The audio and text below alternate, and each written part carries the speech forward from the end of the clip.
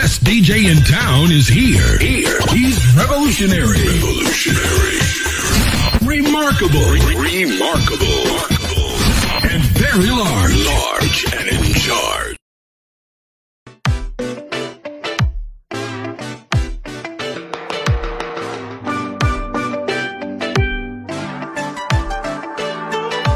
Mama,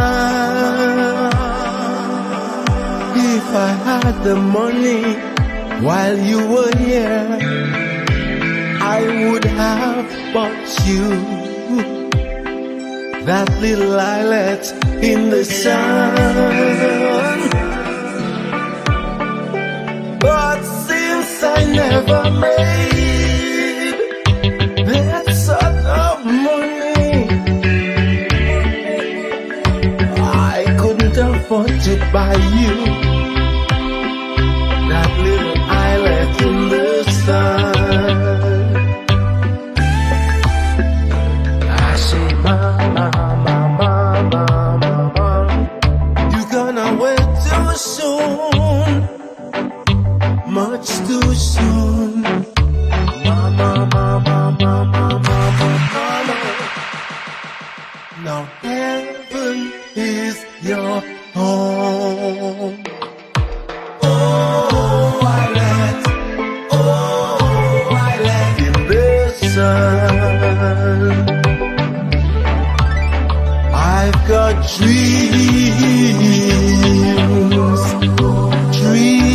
to consider,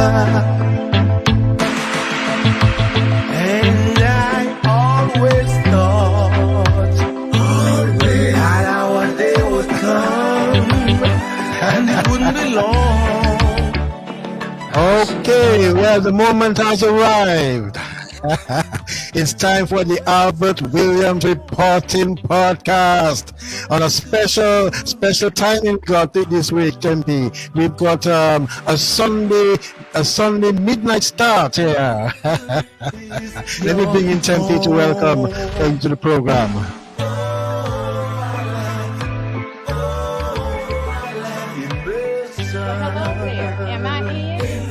Yes, you're in Tempe. You're in with another episode of the Albert Williams Reporting Podcast, and we have this week a grand worldwide exclusive with Dominica's extraordinary performer, lead vocalist, and cultural elder, the Lord Breaker. And without any more ado, let us bring him in. Let us welcome the champion of champions, the ultimate Calypsonian, Lord Breaker. Welcome, Lord Breaker, to the Albert and Tempe Show, the Albert Williams Reporting Podcast.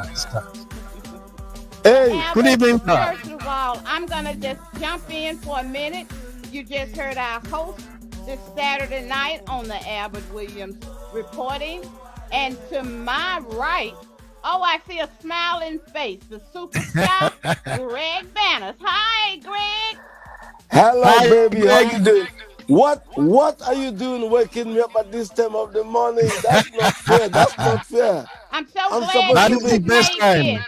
An I'm old so grandfather glad. supposed to be in bed at this time. I wouldn't How have you missed doing this anyway? for the world. Welcome to my podcast. Oh my God. I'm gonna let you talk. Greg, Yeah. you know how technical difficulties, well, this is midnight and Satan is a lie. He can It's just get away. He can get away. It's after midnight. So It's I after can't midnight. hear you too good. Okay. Hey, how you doing, Yes, Uncle Greg. Albert? How you doing, Uncle Greg. Albert? How you doing? Greg, I must say it is a great privilege to have you on the show, on the podcast this morning. You know, it seems like it was for the whole week we have been talking about this special episode, but it was just a matter of 2 days. You know, you're fresh from performing at the Absalom Rock over the weekend. You've had a very busy weekend. You know. I'd like to begin just by telling us what you've been up to for the last 24 hours or so. Yeah, I just got home actually a while ago. Well, I got home about 2, 3 o'clock. I had a sleep. But anyway, it was fantastic. I was in Austria. I go to Austria quite a bit, And we did a rock concert last night, and it was good. It was party, and it was fantastic. And I got on a flight from München, that's Munich, to Switzerland, and from Switzerland to Alicante in the sunshine. So here I am now with you. Okay. I had a sleep, and now here I am with you. I've been looking forward to talking to you. Are you in Dominica, or are you in England, or are you in America? No, we are in the United Kingdom. No. Yes, we are in the United Kingdom. I thought you were in the sunshine. Anyway, it doesn't matter. We all right. We global. Anyway. Okay. I see West Bannis was trying to get me on the Facebook phone, but he's getting problem logging in. But once we sort out Wenceslas. Yeah. I just Who is want to continue that sounds like my father. Wenceslas Bannis. He's my father, is it? He's a father, your brother. I think he's my father. Is that right? I don't think so. What time is it where you are, Greg? It's exactly 01:06. But don't worry, I'm a devil. I'm a lugawoo. We call that. I'm a lugawoo. So I'm up at night. You don't know what a lugawoo is. American, you don't know what a lugawoo is. Well, I hope you're prepared for what's up ahead tonight. I'm your number 1 fan, Don't worry, I'm don't your worry. number 2 fan. I've been listening at all your hits, and I'm going to tell you, you have now an American Calypso soul sister. Power to the people. Yeah, man, Greg. It's been a while. Al Green. I can hear Al Green in the background. Yeah. We've got all your hits. You gave me all your hits to feature for you. So we're hoping we can do that. We're hoping that we can do that all morning. All original stuff. Original. Of your eyes. Not all COVID songs.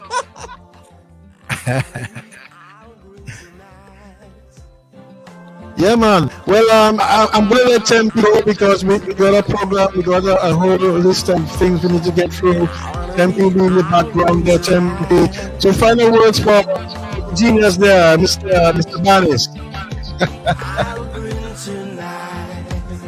You want some words from me? You really No, want from some words Tempe. I was asking for some last comments. Greg, I can't get the ear sets in, so I have to put the phone up to my ear. So can you hear me? Problem, okay? Can you hear me? Can you hear me all right? Anyway, Albert. Yeah. What was the last question you asked?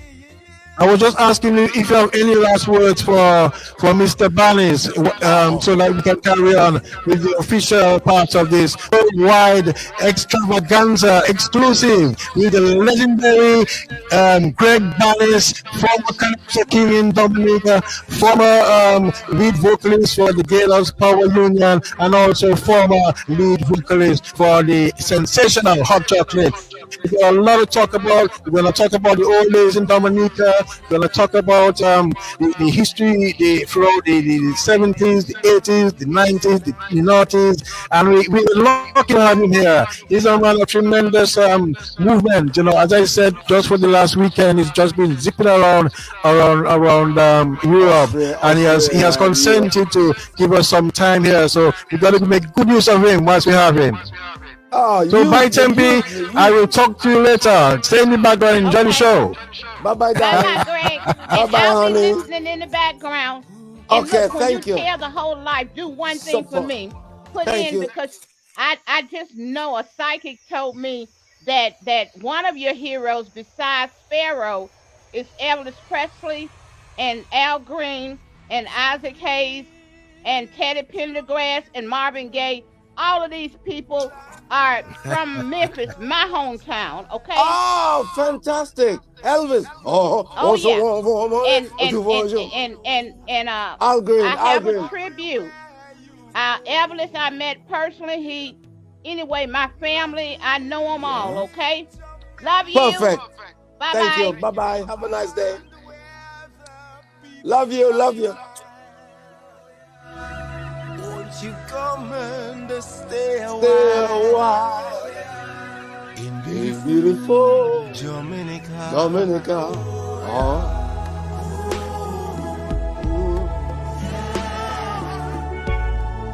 You are so beautiful, yeah, lovely Dominica, Land of our fathers.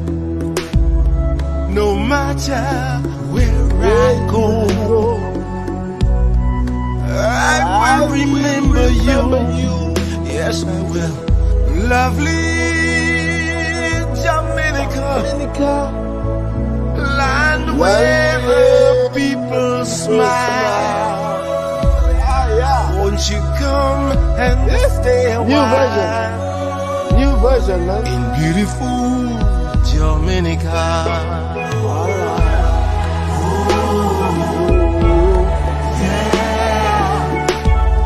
Africa. You are so beautiful.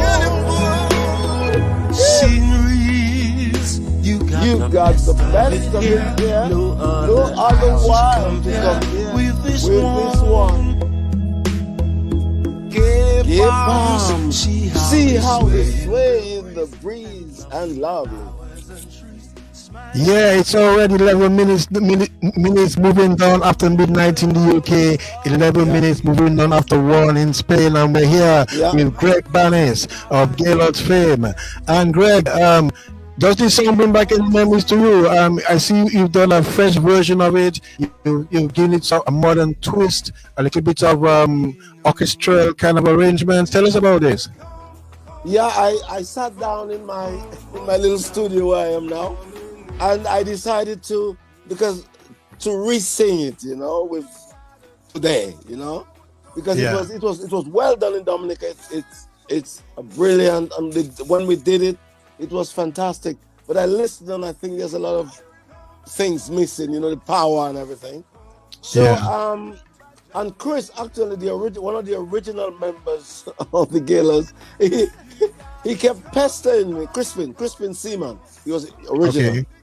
He said, can you please do Lovely Dominica for me again? Do it, please do it. So he lives in Mexico now. And so eventually I sat down with my computers and everything, because I play everything on there. And I did it. I sent it to him and he liked it.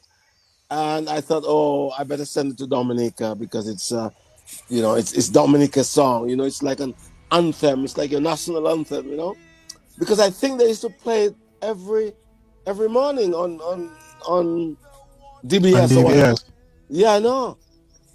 So I sent them a new version, and I don't know whether they played it or not, but I love it, because I put everything into it. I put a bit of extra stuff and blah blah blah, and I love it anyway. Fantastic. Okay. Well, we're pleased that you made an attempt at least, because the thing is, these are cultural folklore really embedded in Dominica's history right now.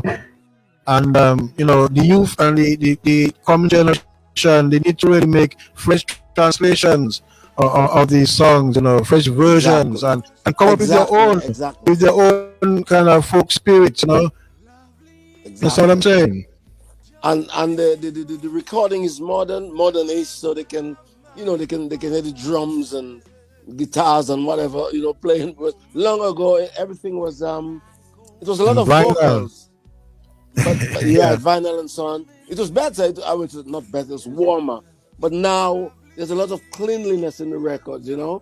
Plus there's more power. Okay. Like every decade, the records get louder and louder. In the 70s, there was that volume. In the 80s, they're louder. If you listen, 90s, they're louder. And in the noughties, they're louder. And they get louder and louder and more powerful. and whilst the musical aspect has improved, but the labeling has gotten worse and worse because when compact disc just started coming in, the writing was so small and the packaging, the lyrics, the song lyric, the credits, so small, even with glasses you can hardly read it. But now it's gone to MP3 where I there's know. no packaging at all. No, no, no. you You know, just download. Just go onto iTunes or Amazon or whatever. Download. Boom. You got it. Yeah, and I remarked that back in the old days of radio, the disc jockey will talk about the various people on the album, the Exactly. guitarist, the drummer, the studio, the manager, life Yeah. stories. You know what I'm saying? Nowadays, you hardly even know there's a band playing. All you know is the artist and No. hear music. Nobody And talks about no, and all sound like they all come from a factory. They all sound alike, but it doesn't matter. That's things move on. I just put up with it. I just follow. I don't follow fashion. I try to lead, but you have to keep up with technology. You have to. Like you got to tune your voice and all this business. Because all the sounds on the radio sound perfect tuning. Whereas long ago, like the Beatles or the Rolling Stones, they're totally out of tune. But it didn't matter. It was an atmosphere, in the whole record. yeah. But now it's got to be perfect tuning. Otherwise, even the DJs wouldn't play it because they'll think, oh, never mind. We lived through the great times of reality. Yeah. Well, let's just listen to a few more bars of Lovely Dominica, and then I want to ask you about growing up in Dominica. You seem to be fascinated with St. David's Bay. Did you live Yeah. around St. David's Bay?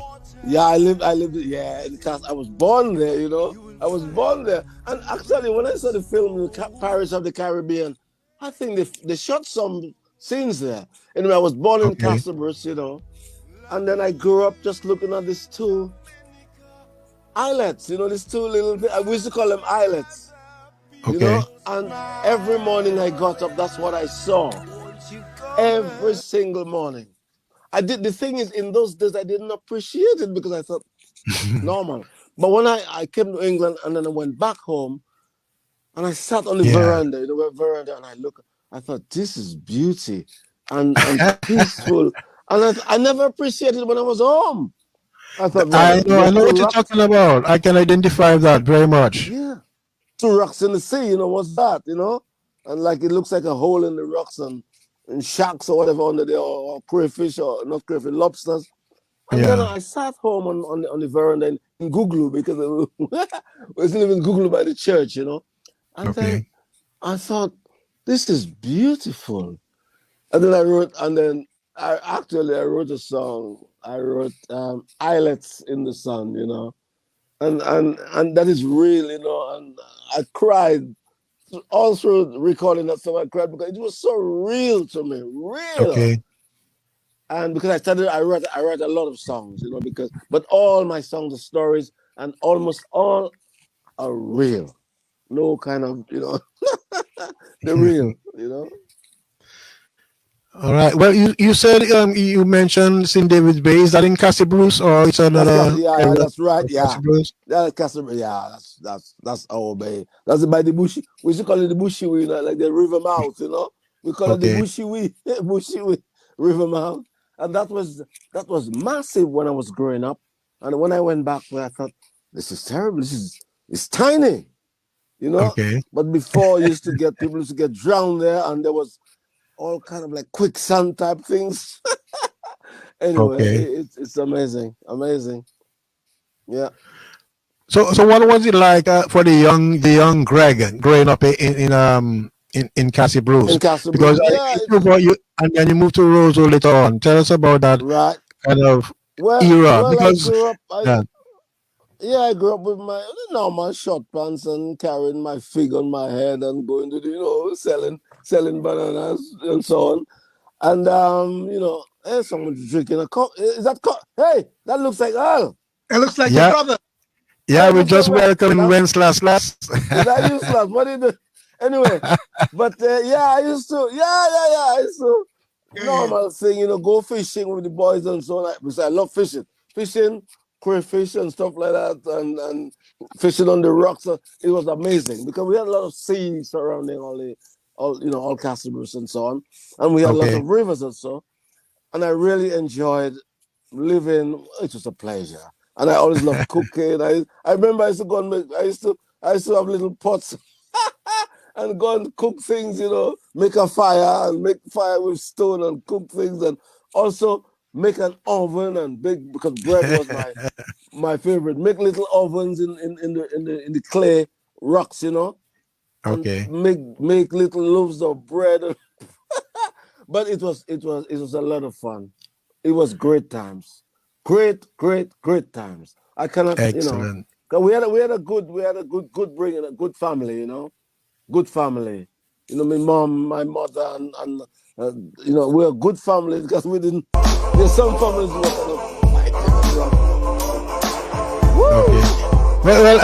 let us also welcome Slash into the show. I invited him to come along. He's your brother.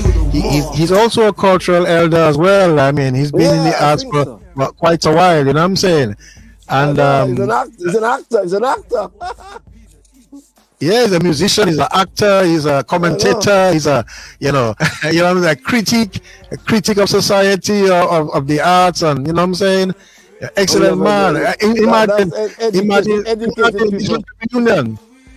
It's like a reunion for us because Slash used to live across the road from me in Kenda Avenue for years. Many years, and I was breaking up, yeah.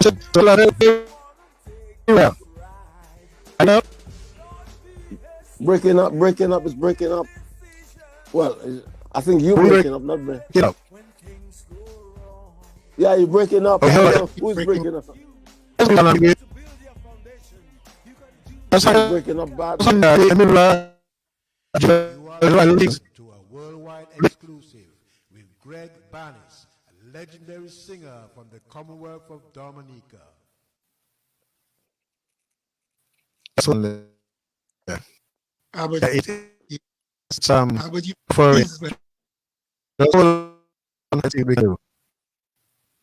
all frozen. A legendary singer from the Commonwealth of Dominica. Yeah, I can hear that. Yep. It's breaking up. It's breaking up though. I can hear you a bit.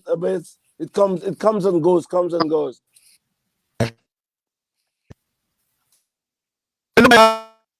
haven't paid your bill. You haven't paid your bill. Legendary singer from the Commonwealth of Dominica.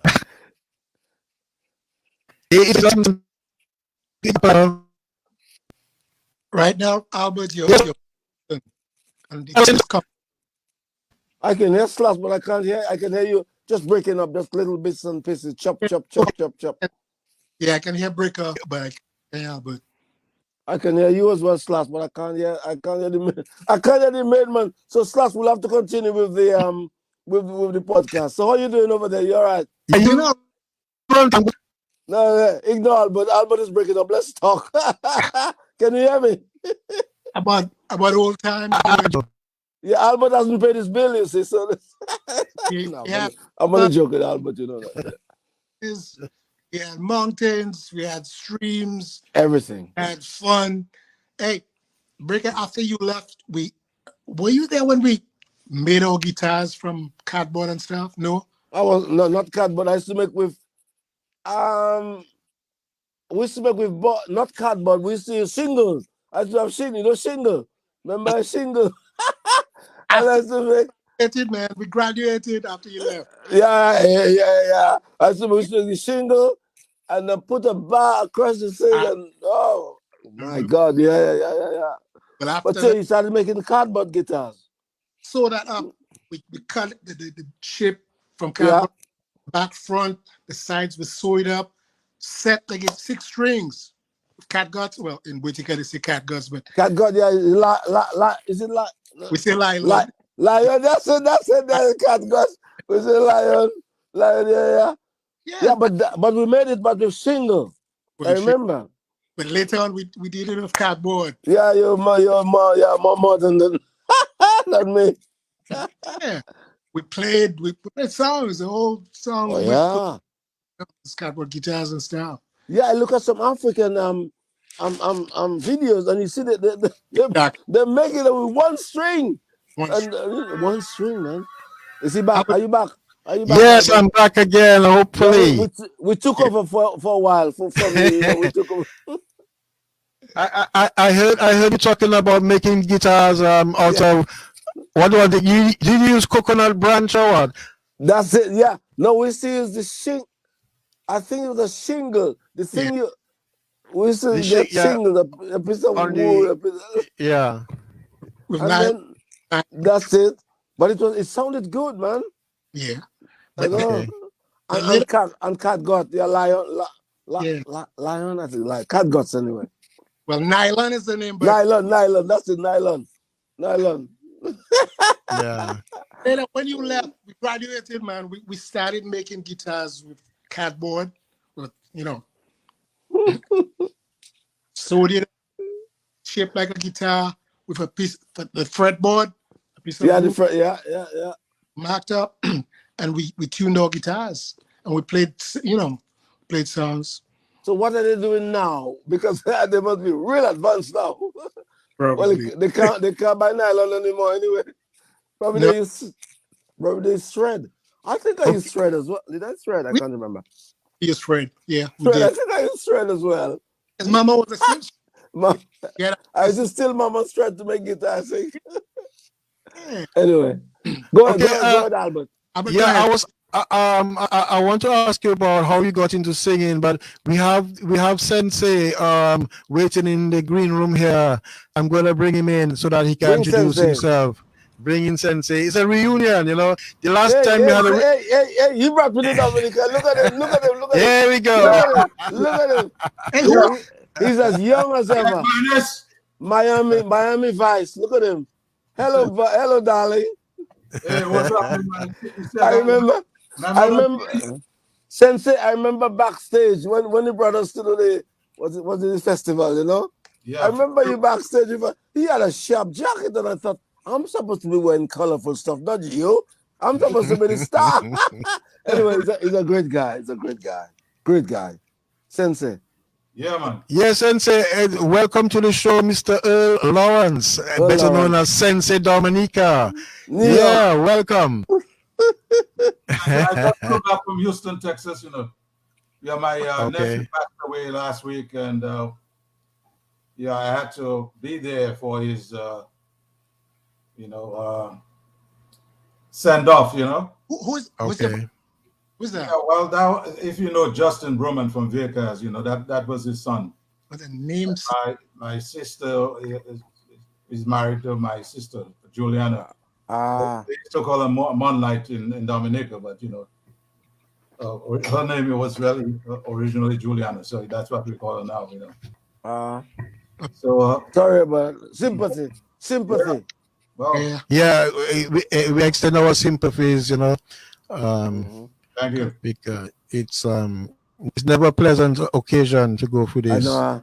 Imagine when I was researching for the show, when I looked you up, I saw you had the bereavement on your page, and I just didn't want to disturb you with something worldly like this.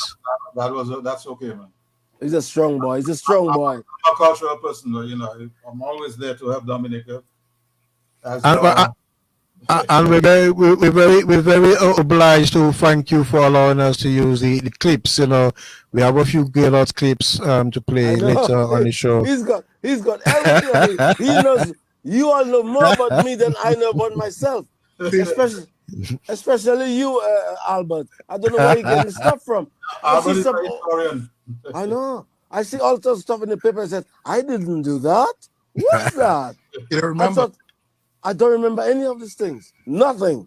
Maybe I was. I don't know. I wasn't high though. I didn't smoke. I didn't smoke in those days.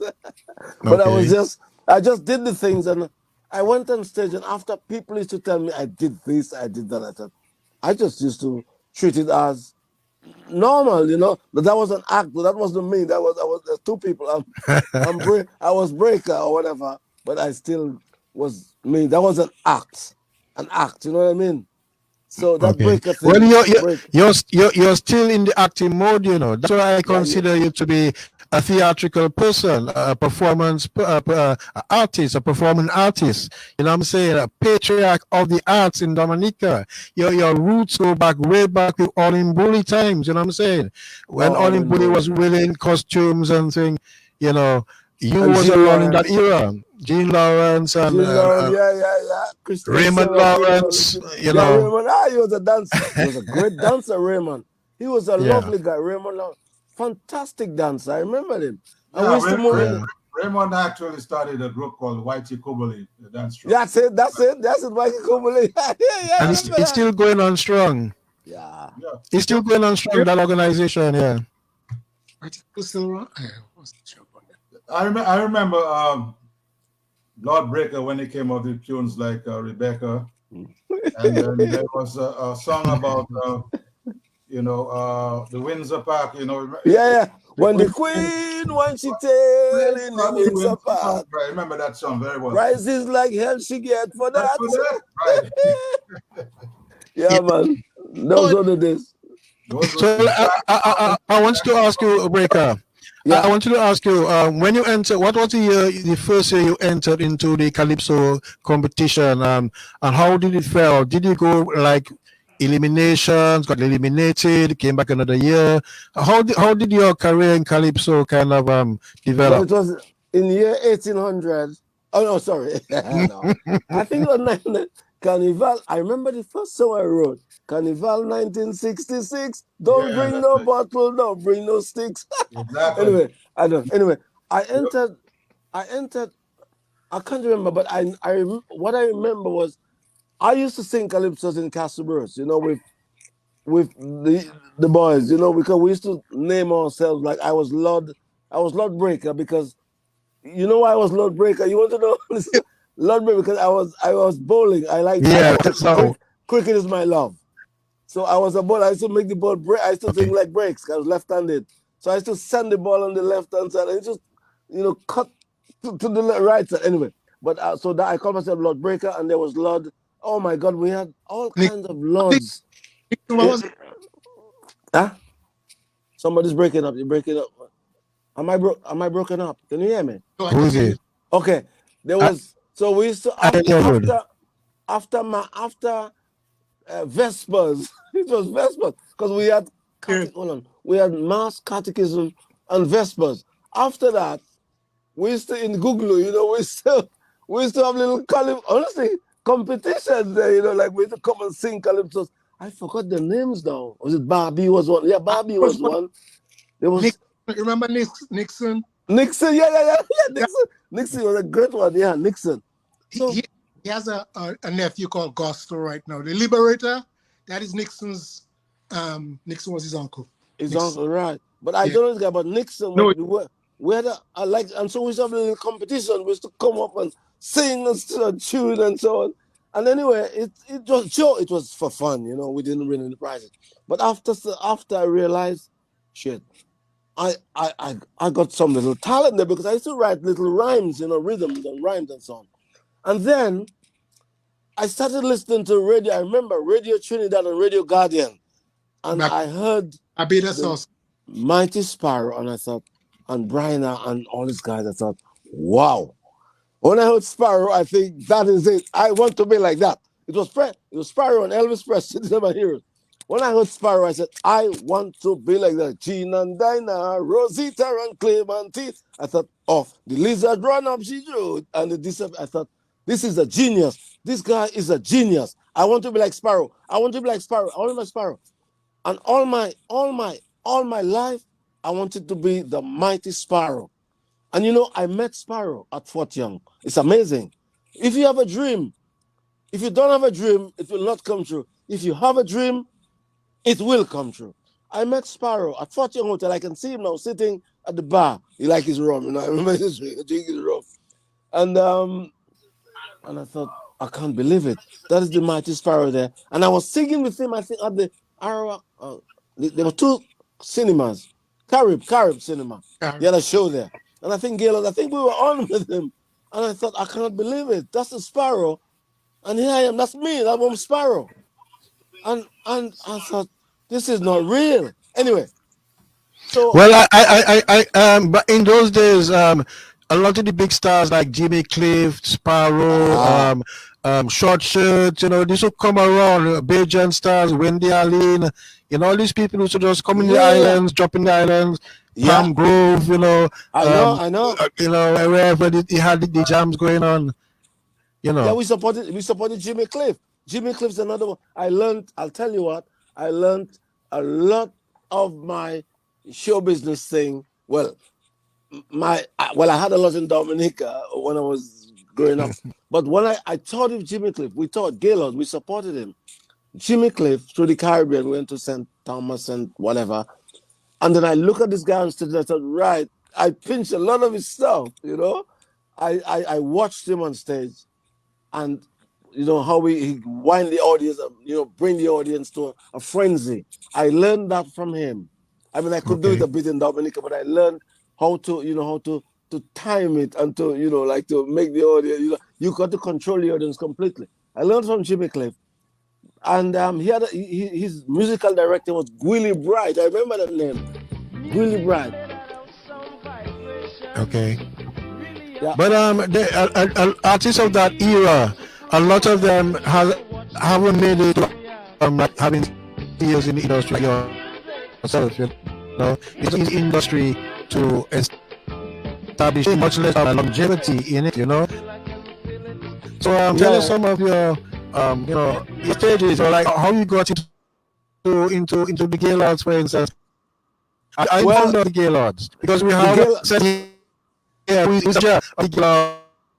different era.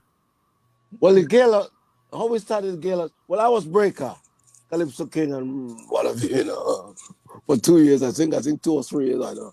And then, so I had a friend, Crispin Seaman, and Clayton Geist, and Crispin liked me a lot. We were like brothers, He was a bit of a boaster, Crispin was a boaster, he was a boaster. There were some big cars, So Crispin Seaman, and no, it was Crispin and I actually, because Crispin used to play, he could play guitar.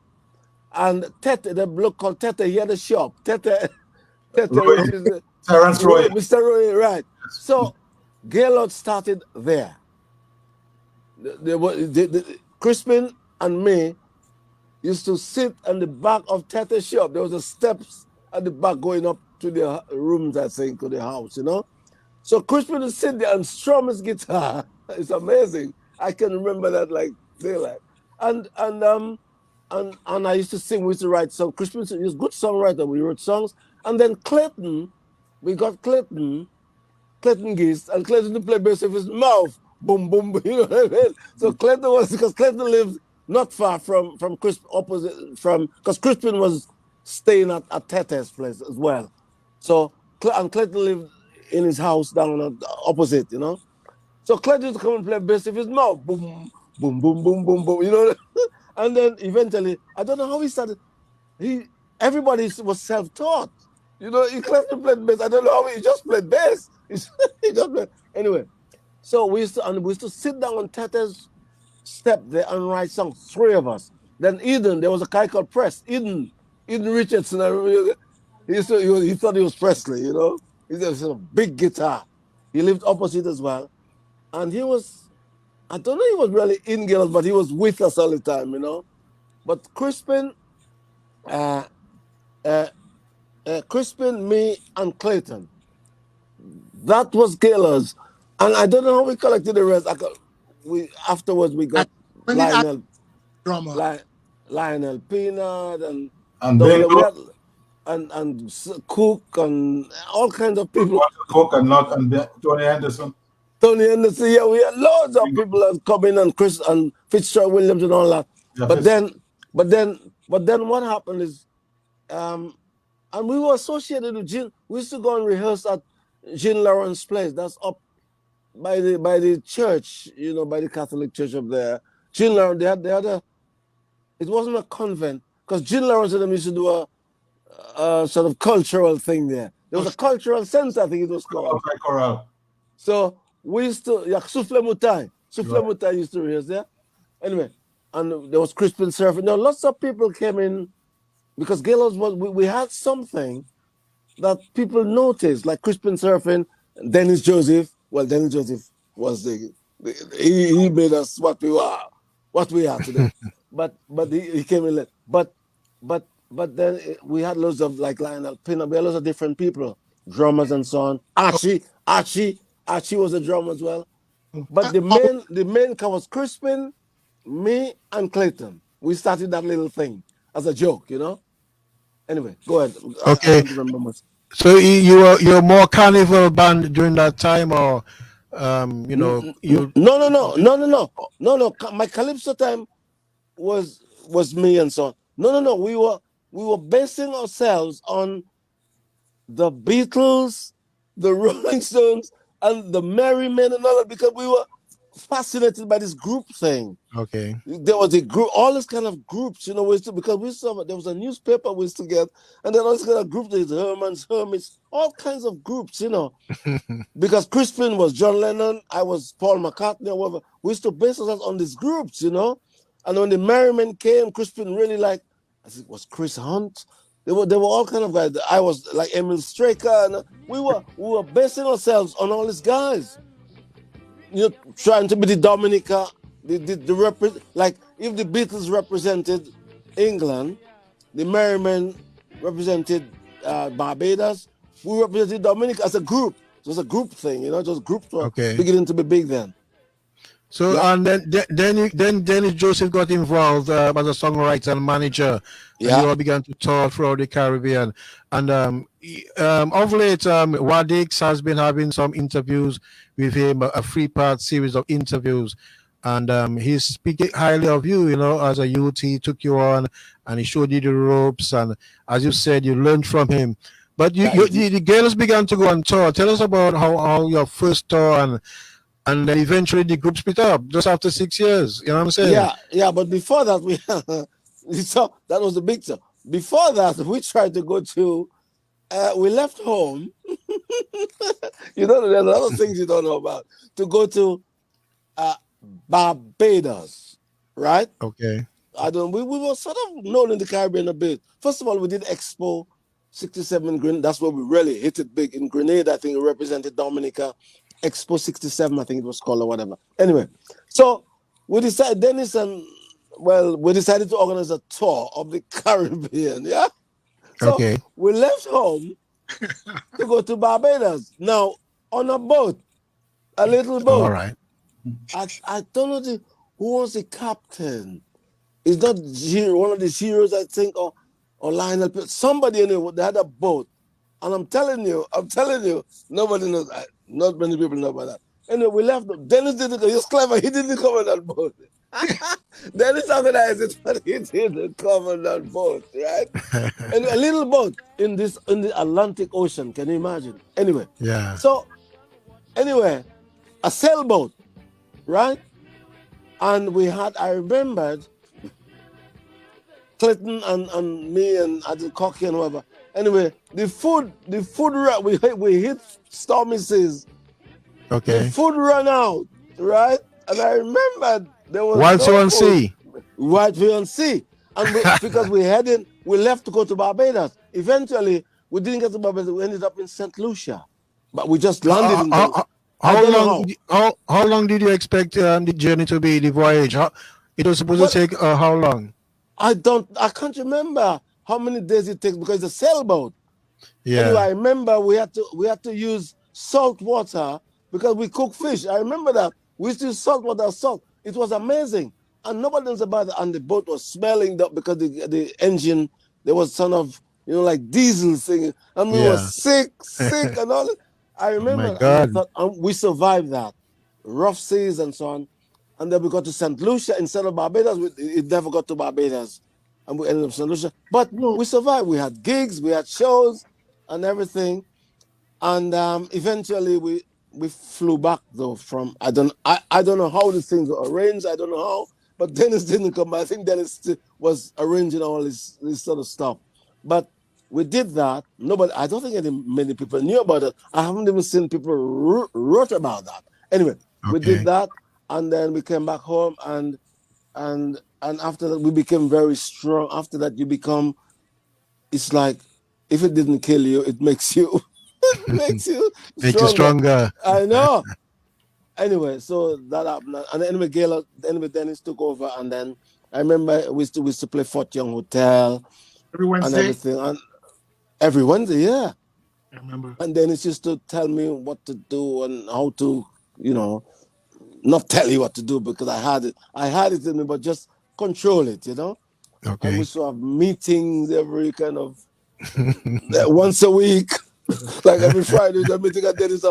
He used to live opposite the convent, I think. So we used to go there and have these meetings and the argument. I don't know. And eventually I think Crispin left. Crispin Seaman, the guitar, he left. I don't know. Because we had lots of arguments, obviously, like a marriage, you have arguments and so on. I don't know. Yeah.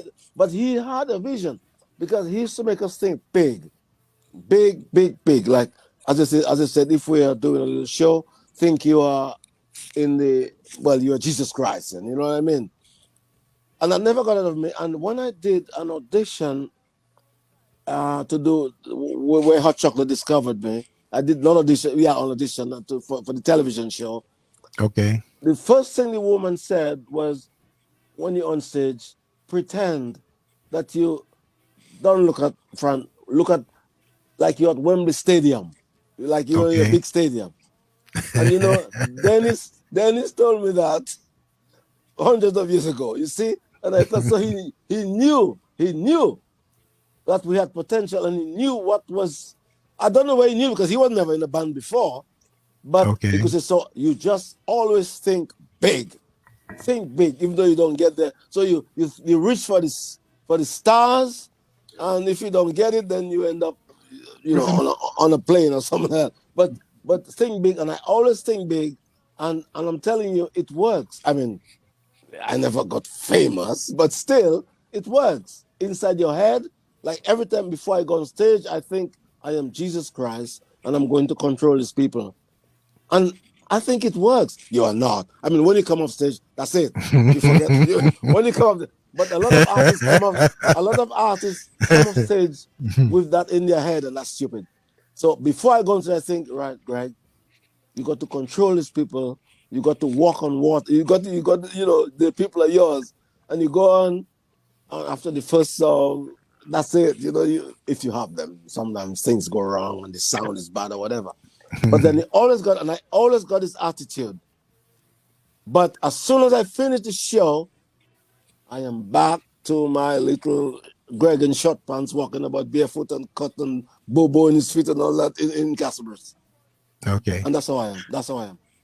Okay, let's take a little break. I think, guys, you need some water, you need some juice, and the time is already 12 minutes. Moving up on 1 o'clock here in United Kingdom, moving up on 2 o'clock in Spain, and it should be moving up on 8 o'clock in the Eastern Caribbean. Yes, brother, you wanted to say something. And also, I want to hear from Sensay.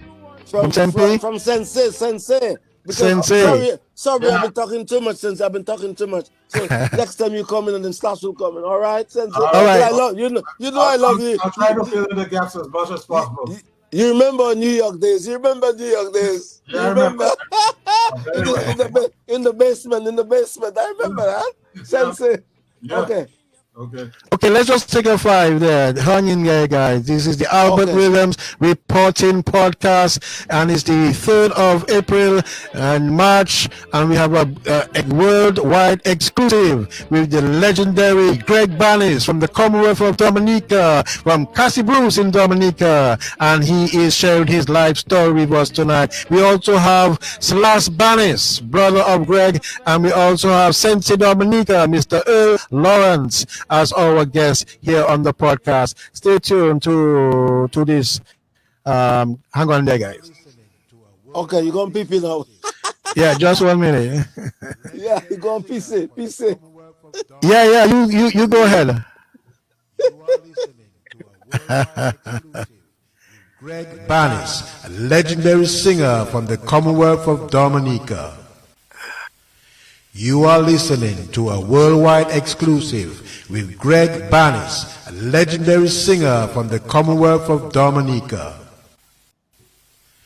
You are listening to a worldwide exclusive with Greg let's just take in some of Greg's legendary music. singer from the Commonwealth of Dominica. You are listening to a worldwide Yeah. This is a track he dedicates to the memory of Al Green. Some influence, some Al Green influence this song. Let's see, it's called Al Green. That's all. So if you can hear it, I'm not hearing it yet flowing through the system, but it's coming up. There we go. But your voice sounds so beautiful to me. I can always hear. Without you, there would be no color in this world, none whatsoever. All that's best in black and white. 9 minutes moving up on one. Hey, Greg, let me ask you about your voice. You have such a tremendous voice, such a soulful, a rich voice. Tell me about your singing. How did you really develop your singing? Have you had any music lessons? Do you do any kind of routines? What do you do to keep in that shape? You know, that voice is something else, especially on Islets in the Sun. You know, there's just something about your voice. Tell me about it.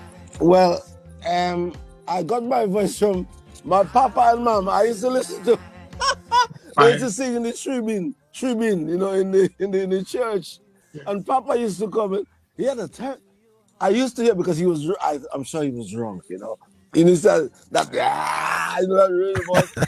Mama had a sweet voice, and then Papa had this kind of voice. And I thought I used to laugh. I used to be feel embarrassed because I was downstairs and the choir was upstairs. You know, we call it a tribune. You know, where they used to on Sunday time. But okay. I don't know. I wish I had a proper voice. When I hear them soul singers in America, I think, wow, listen to these voices, you know, this proper voice like Marvin Gaye and these guys, you know.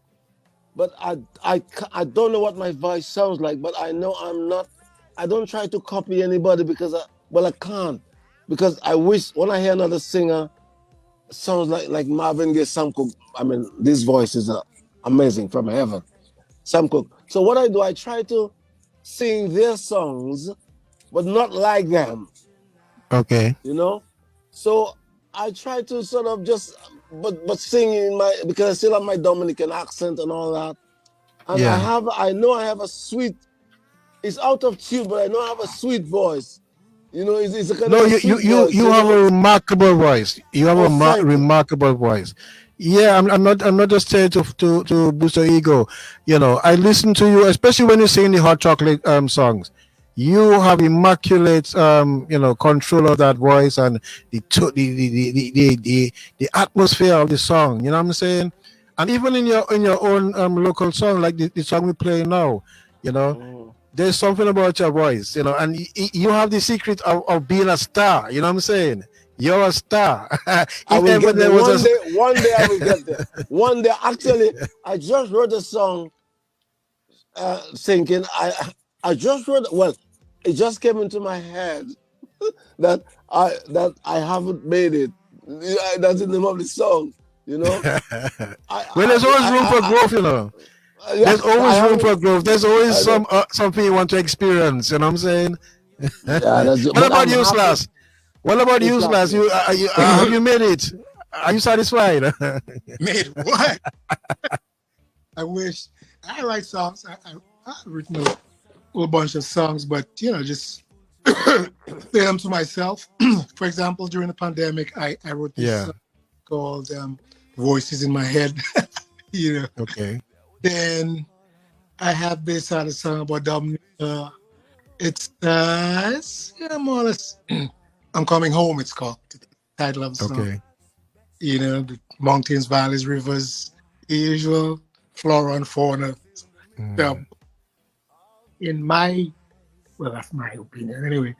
My song is different from all the other songs, man, meaning it doesn't lend itself to the usual, washed, or let's say the same rhetoric all the time you hear. But this, one day I'll release it. Yeah. But make sure it's 3.5 minutes. Make sure it's 3.5 minutes, not longer than that. I'm asking you, it has to be 3.5 minutes. That kind of a bridge, having all little essentials that make a song. But then, what I'm learning as I go along, writing and stuff, and with people, and performance. We had a band over here in Houston called Transit. We performed that place, went to New York and all that. But going back to my writing and stuff, what I learned is, I think, it has to sound like Sparrow. It has to sound like, Mick Jack. I don't know. Yeah. It doesn't fit, but then it has to be just you. You.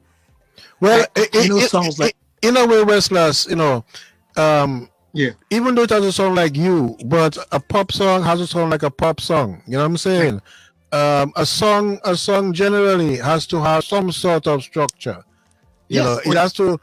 Even if you create your own structure, but it has to have structure. It has to have some sort of structure, and then it fits into a category. If it's soul, if it's reggae, if it's jazz, if it's blues, you get what I'm saying?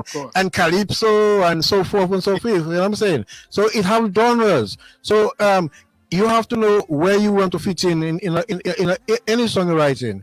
Otherwise, you don't really have the structure to motivate you. You know what I'm saying? The end product. You want to create a jazz song. You know what I'm saying? The only guy who can do these songs with no structure is Bob Marley. He does what? I listen to his songs and he puts anything anywhere. He gets away with it. I think Bob Marley no structure. You cannot. Bob Marley don't know what he's doing. It's amazing. It's amazing. Yeah, when you have the topic, could you be love? Could you be love? Or even Redemption song. He just does the way he does it. It's just I'm doing it. I don't have to have chorus, verse, wherever I want, wherever the structure says. He just does it, but it works because he's clever, boy. Yeah. Well, yeah, Bob. Let's take a minute to talk about Bob.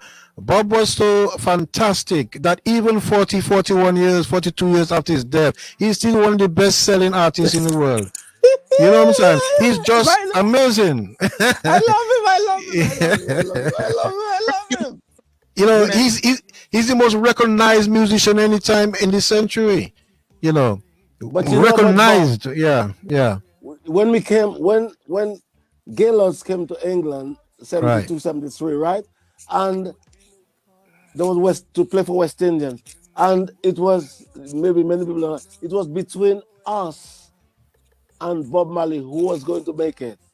Because we re-recorded Hit With Music. It was between us and them, right?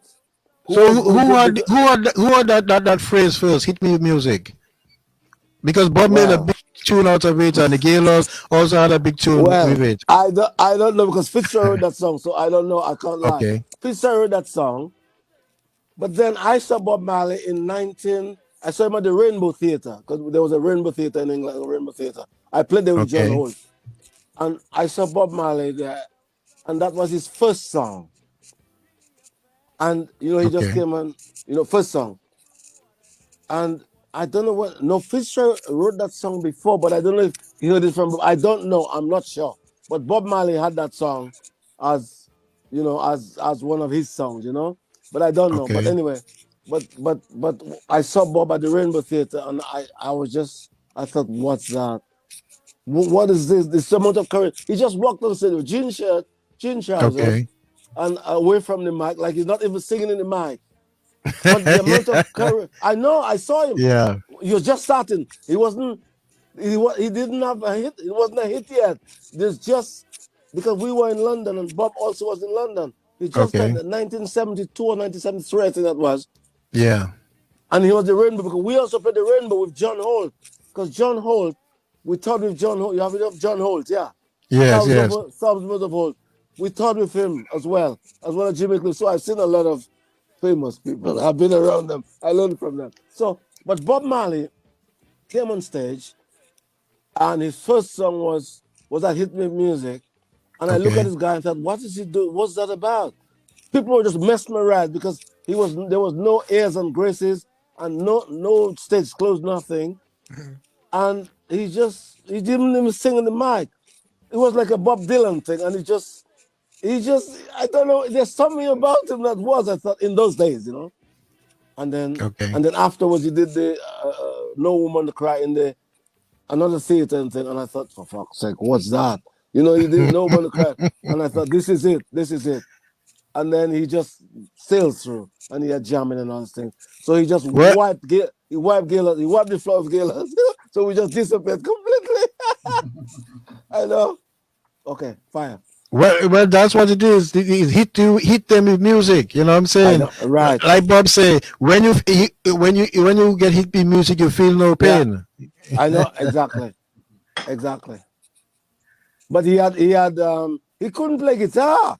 He couldn't. Once he couldn't play, he had a little guitar. But you just kind of. He was not a rock star. Yeah. I know. Is he playing? Just check. You know, in those days, because reggae was the Jimmy Clifton reggae in those days on Desmond Decker. But Bob Marley just totally, he blew your mind. And then Jimmy Cliff had a film, and then I fell in love with Jimmy. Author of the best-selling novel Feelings. And you're listening to the Albert. Anyhow, so it's just 1 minute moving down.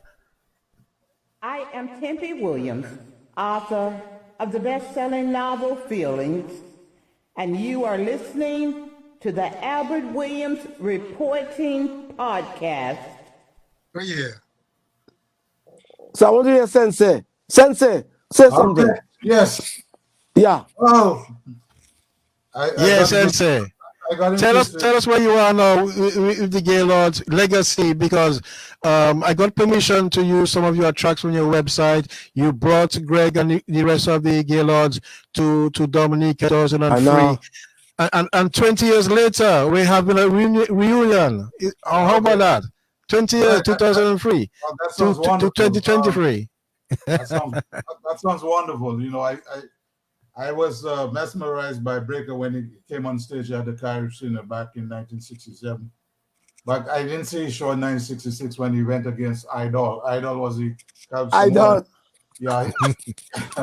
Yeah, I was at St. Mary's Academy at the time, you know, and my parents didn't allow me to go and see those shows. So, but actually the one in Caribbean, I did go with my dad.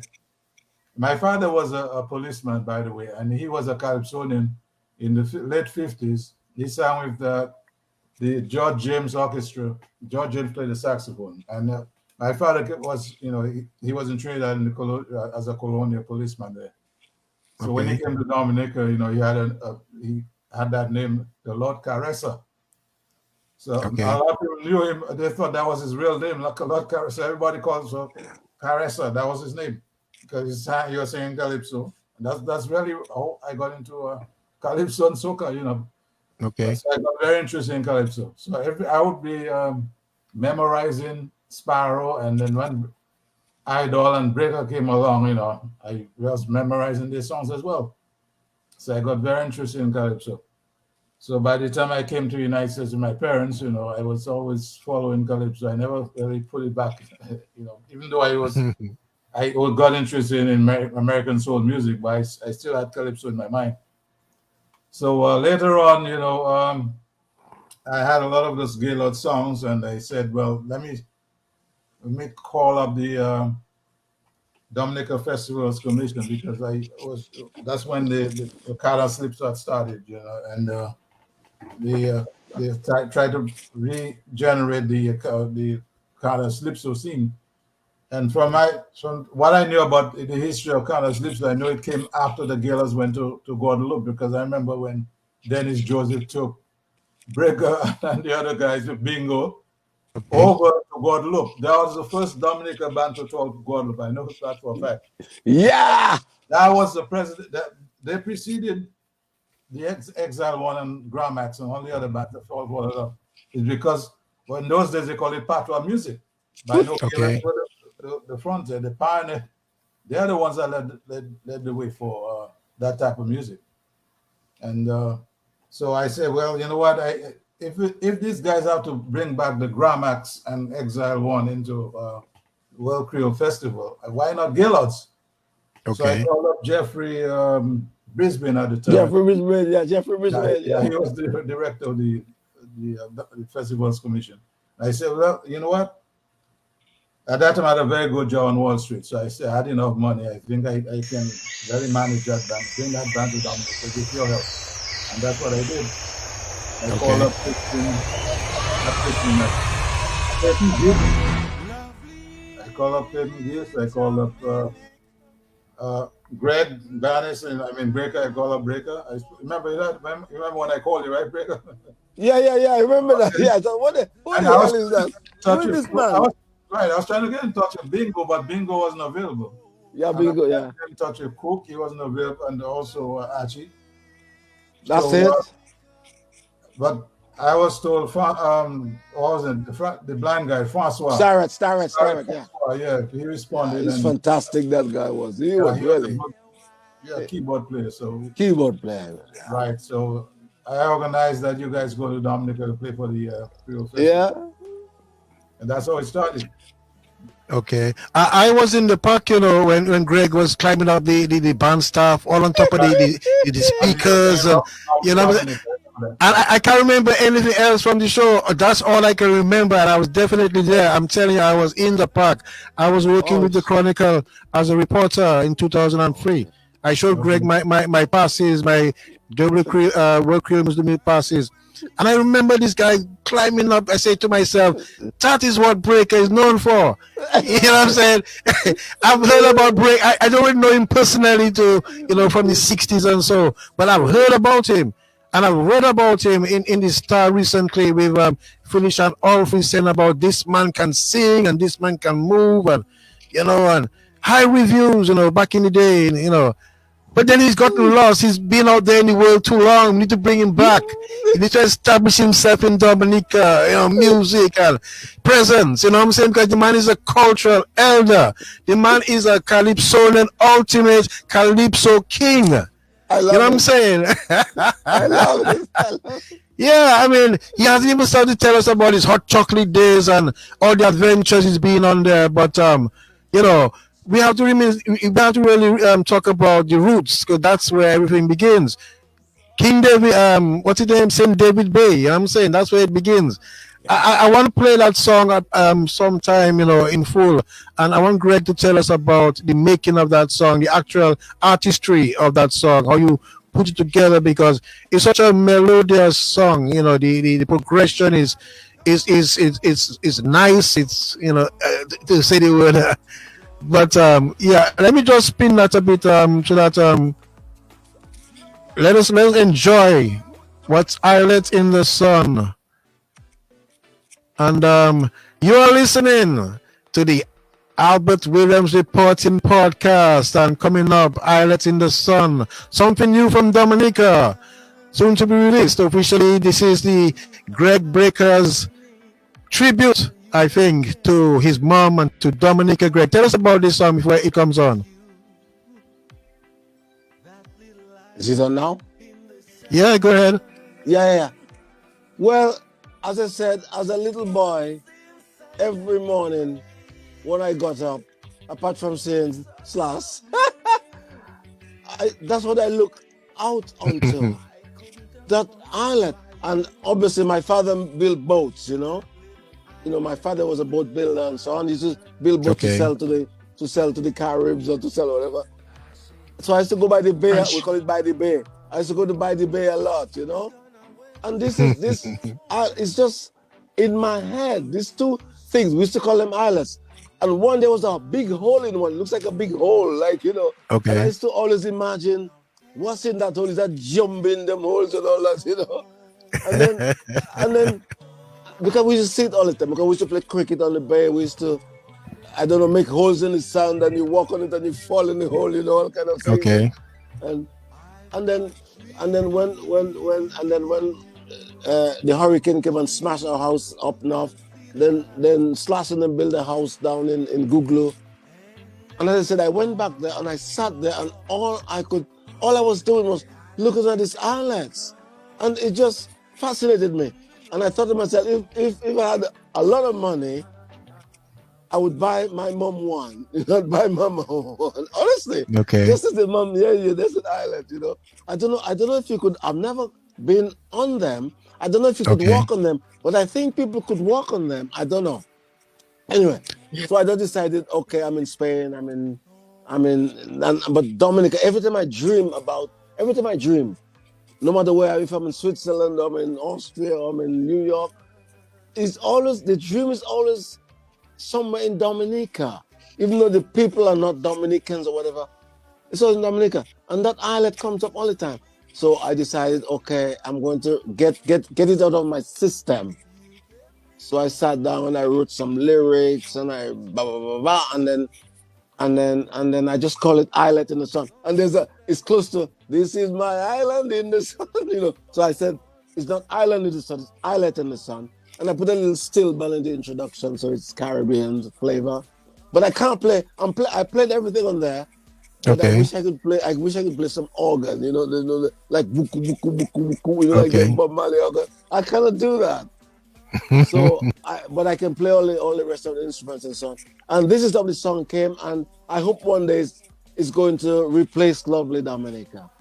In fact, it will. It's a beautiful song. It will. I know it will.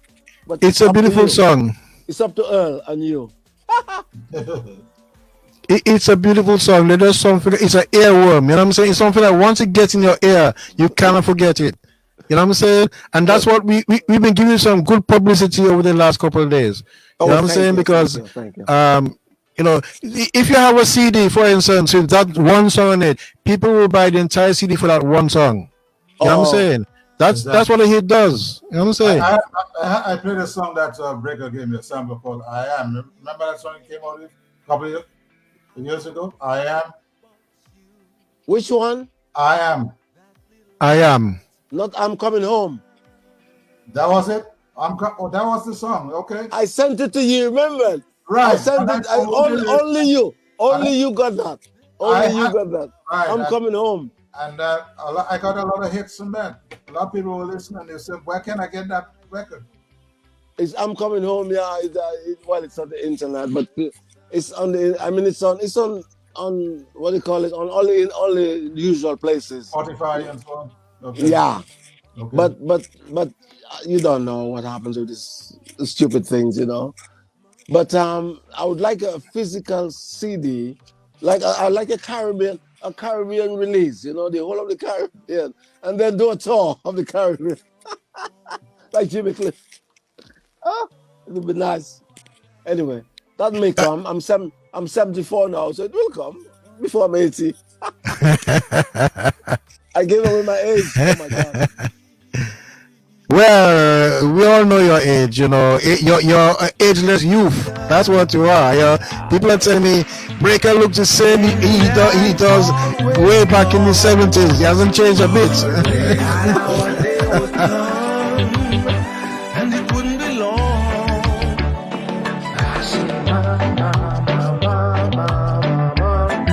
You're gonna wait too soon, much too soon.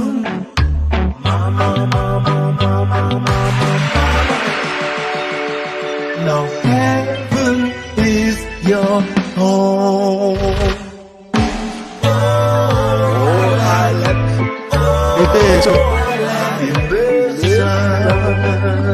In the sun. I still have to give us lyrics of that song. You took me from you gave me your hand and your heart. Now you're coming back. But you were still my number one work of art. Oh, that's the Rasta coming, Lord. The Rasta coming. Rasta.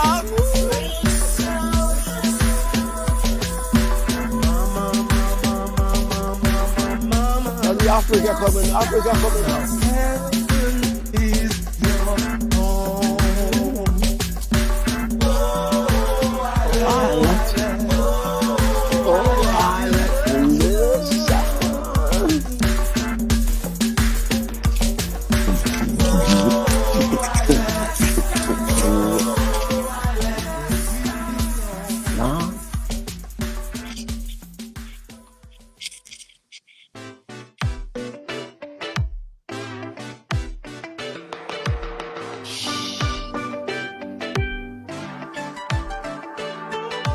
Mama, if I had the money while you were here, I would have bought you that little island in the sun. But since I never made that such a money, I want to buy you that little island in the sun. Say, Mom. So let me tell you, Greg, do you have a instrumental of that, like a instrumental version, a dub version that you could share so that we could sing along with it? No. Well, no, I can't find that now. No, I Not can't find that now. no. Oh, you mean send it to you? Yes. I can remix. Yeah, I just because I've got all my masters. I do everything here. I can just remix it. Just take the vocals off, and I can send it to you. Yeah, no problems. Okay. I can send it to you. Yeah. I just take the vocals off. All right, great. Let's just enjoy. You don't want what? I say I do all my recordings. Okay. In the box here. So okay. Yeah. I'm just going to bring in Tempe there. Tempe has been in the background there for a while. Let me bring her in. She's the executive producer on the Albert Williams Reporting Podcast. Greg, Memphis. I'm going to be honest with you. That song is just sexy. It's sexy, it's smooth, and the genres, I love it. I told Abbott it's a hit. I want to just thank you for that. And also the other two gentlemen, Earl Lawrence and also Wincellas, I just have enjoyed your conversation. All of you. And you know what, Greg, I'm still tickled with the little boat. The boat with Dennis Joseph, you all never got to Barbados. I know, and that's a true story. Yeah. Nobody knows about it. I have one quick question to all of you, because all of you are in the music industry at some point or another. And in hearing the conversations, it doesn't matter where you are. You can be across the world. And I think that's where I've gotten from traveling international. I even heard some James Brown. I heard some Louis Armstrong. I heard some It's a Wonderful World. I heard all that. My question is this: how do you differentiate, Greg, especially you? How do you differentiate your voice, keeping control of the audience, keeping the niche for your own genre, and not be a copycat? You know, too many people try to mimic and be Bob Marley. They try to be a certain artist, but you can't do that. You got to put your flavor in it, and you got to be who you are. I learned that from my sweetie Albert Williams, you know? And so my question is this: how can you be you and still have a hit, write the song, manage it, put it out here, and just have the confidence to know that it will sell in your genre, in your voice, the way you want it? That's my question to each one of you. Well, I just don't think. When I go on stage, I don't think. If I start thinking, I'm in trouble. So when I do something, I just don't think. Just go on stage and don't, and that's it. If I start to concentrate, I want to do that, I want to do that, nah. Okay. Just do what you got to do. Well, and I like that you think big. You think big all the time. All the time. I like that. Think you're Jesus Christ. You must always think you're Jesus Christ. And Mr. Earl, tell me, you're a manager. You know, I even know Stax Records and a little bit about Barry Gordy and from that era. Greg, you say you're 74, but let me tell you something. You just 5 years older than me, okay? So I'm back there then. My little dreadlocks, you can't see them, you know, but they're there. And I never in a million years thought I'd have dreadlocks. But I love them, you know, that's just a part of me now. Yeah. I don't know what I am, but I don't think about it. I just do it. I'm who I am. That's Nobody it. can copy me. That's it. Okay? And also, Winchellers, I just have enjoyed you. I saw you rear back in the chair, you know, and you did your little move. And so just tell me, I don't know whether the screen has froze. I don't know whether you all can hear me. Albert, I froze out? Can you all hear me? I can hear you. I can hear you. Yeah, I can hear you too, Tempe. I can hear you loud and clear. Okay. I don't have earphones. And, you know, I'm incapacitated right now, but I'm backstage with Albert. I'm in the back studio, okay? You're doing a good job. Behind every man, there's a great woman Greg, behind you every man. You got to put that song out. That's a hit. Yeah. That is a hit. I'm going to send it to all of my people. I invited them in the United States. Somebody, they want to shut me up. Somebody needs to play that. Somebody, well, I have no, you have only contacts. You sort that out. Sort that out. You get a percentage. You get 10% of 10 million. 10 million, so you'll be a millionaire. Okay. Thank you. You're a businessman too, okay? No, I promise you, because that is my song. So it's only me. I'm the writer, so. But I know I don't have long, and you have to do everything in 3 minutes. I'm a salesperson, too. I sold German vacuum cleaners to Isaac Hayes. I went to Central Academy of Music with same school that Isaac Hayes went in Memphis. And when he was doing Shaft. Shaft. Yeah. So even though I'm not in it, and I got a pretty good voice, too. I haven't used it except with Albert when he sung Honorable Natty Dread. Oh, he stayed on me. He stayed on me to get it right. Greg, I think I sent a link to you to a whole catalog of songs I have. I've got that.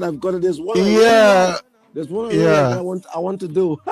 So you said Lucy Feeling. I have a question for you, Greg. Who's promoting your songs and where you are right now? Nobody. I've got a friend who just puts it on iTunes for me. That's all. I just write them for fun. I'm not interested in big time anymore. But if you want to do something, I have no contract, record deal, nothing. I just write the songs because I got my little studio here, and it keeps me really happy, you know, to get up in the morning and say, right, I'm going to write a song about waking up this morning or whatever, you know. So I can send you all my songs. Earl, if you want to do something, make an album and because it's like you can research my career in Dominica, in the Caribbean, and say, well, you know, this is what he's doing now. We can do something. We can do something. Earl he's one of them mafia types. I had a record store. Well, right now they don't. You see, record stores actually they're like what do you call that? You could call them like ancient. They're like bookstores. Bookstores are running out of style now. So, record stores, bookstores, and in order to promote songs now, you have to come up with an agent, you know, or a producer who's in line with some of the big class radio stations who would be promoting that type of music. Yeah. And without good promotion, you can't get that record out. No. There's a lot of competition right now when it comes to pop music and yeah, I know that.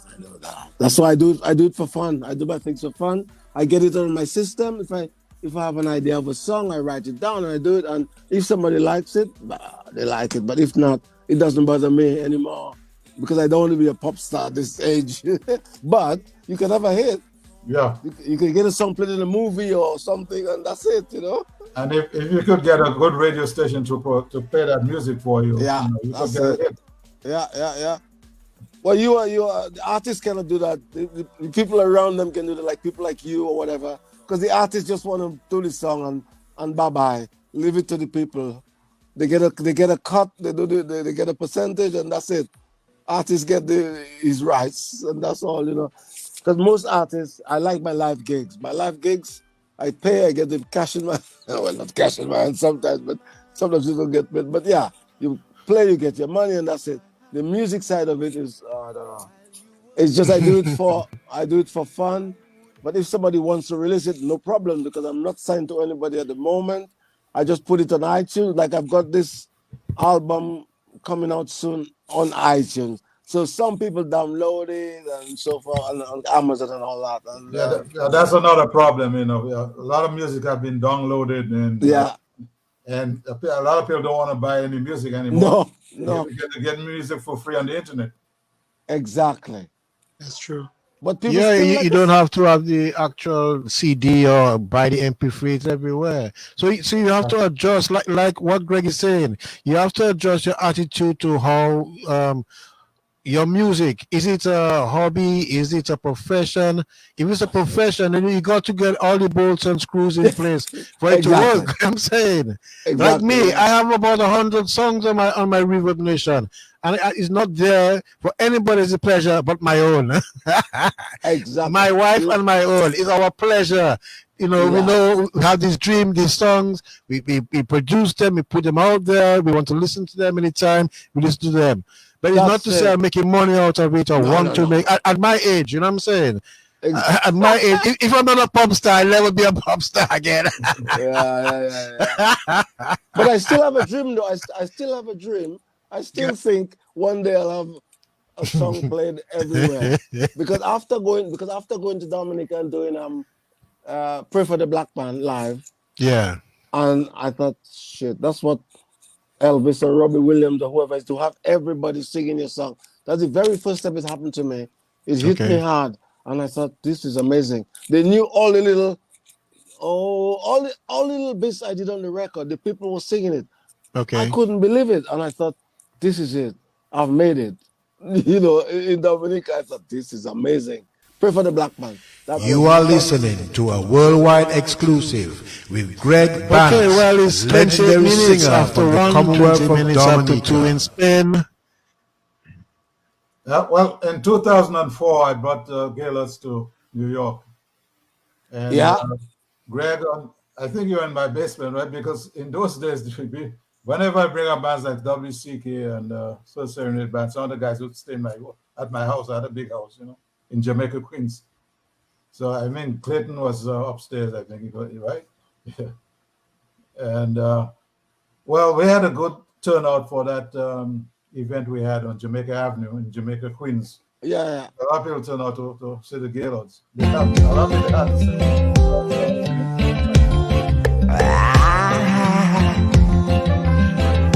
So, Greg, so do you have any plans besides what you just said about putting together a few original songs, little keepsakes, some of your little hobbies, and just put them on a CD besides Sensay, Are you going to work on that? Is something that you're planning? Are you asking me? Yes. Yes. I was going to get, because there were some of the songs that were missing on the Greatest Hits album. So I was trying to get some of the original songs.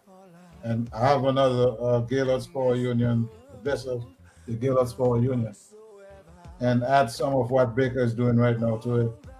make a good collection of all the hits, including Breaker's songs as well. Okay. Well, if you need any help, because I have a number of skills and resources that I can draw on to assist. You know what I'm saying? I know there are a lot of people still looking for Gaylords music. Yeah. But it's about why is this song not on this album? Because that was one of their favorite songs. Okay. All right. This is this track here, Greg. This one is about Al Green. Tell us about. Let's hear a few bars from this, and then tell us about what inspired you for this. Listening to your heart while it's beating. Ooh la la la la. I'm not kidding. Girl, my senses going crazy with delight, and I know to me you are just right. Ooh la la la la. So, are you a big fan of Al Green, Greg? Yeah, well, Otis. First of all, Otis Redding. He's a group of all these guys, Otis Redding, Wilson Pickett, Sam and Dave, and all this. But when Al Green came with that kind of voice, and I remember him covering a Bee Gees song, and I thought, I can't relax. And I thought, this is an instrument. That wasn't a voice. And there was no echoes and reverbs on his voice. I thought, right, it's just dry. And I thought, and then I saw a photograph of him. I never forget the photograph. He had no shirt on, and I thought, I look like that a bit, you know what I mean? Al Green, And I thought, and I wasn't gay or anything, but I fell in love with him, Al Green, and with the Afro days, I had Afro and so on. Yeah. And then now I grew up and I thought, yeah, I'm going back to my youth, man. I'm going back to my youth. And who did I like? Apart from, Nat King Cole and Jim Reeves and all that. And Al Green, I thought, I'm going to write a song with Al Green because I can try to sing like he sang that Bee Gees song. That that Bee Gees, he did a Bee Gees song anyway. Which one? Which song was that? I can tomorrow. What was it called? A Bee Gees song. It was Bee Gees. Like Come Alive, turn alive. No. You're modern slaps. No, it's old. Oh, okay. I can see the I can never think tomorrow. In my soul. How can I make a broken heart? How can you mend a broken heart? A broken heart, yes. A broken heart, yeah. Okay. That's a Bee Gees song. And I thought, shit, man. This and the organ in that, and I thought, what? Listen, the guy was just pleading, and I thought, but the voice was small but powerful, and no echoes and reverbs. And I thought, how does he do that? Because normally voices that make big with echoes and reverbs. And then that song stuck in my head, and I thought, right. So now I'm going to write a song because I always loved that song. It came to my head. I thought, all right.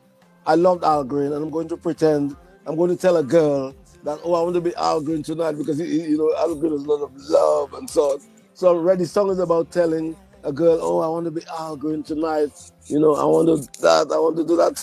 Because this song is amazing. And then it's all songs are love songs. It's a love song, But, so I want to be Al Green tonight, yeah. Okay, let's check it out. It's called I Want to Be Al Green Tonight. That's it. While it's beating. Ooh, la, la, la, la. I'm not kidding. Girl, my senses. What did you say there?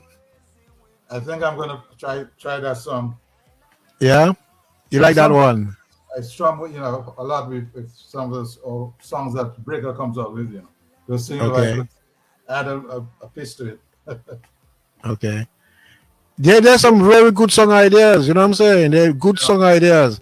That's when some powerful musicians come together that understands music, that play music, that dreams music. You know what I'm saying? They catch the vision. They can catch the vision of what you're trying to do and amplify it, orchestrate it.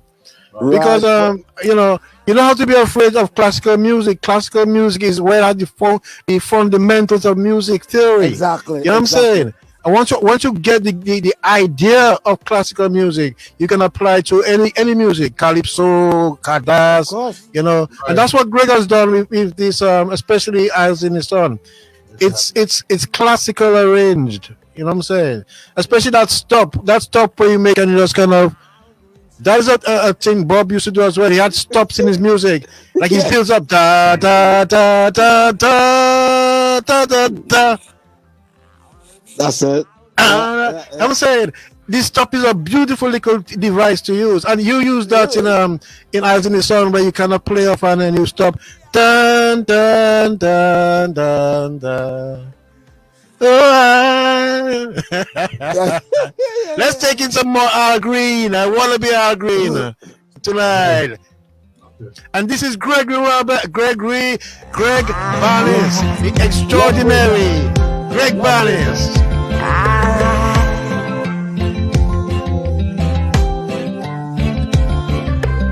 The best DJ in town is here. He's podcast, and this is a special worldwide review. Remarkable and very large. But your voice sounds so beautiful to me. I can always hear.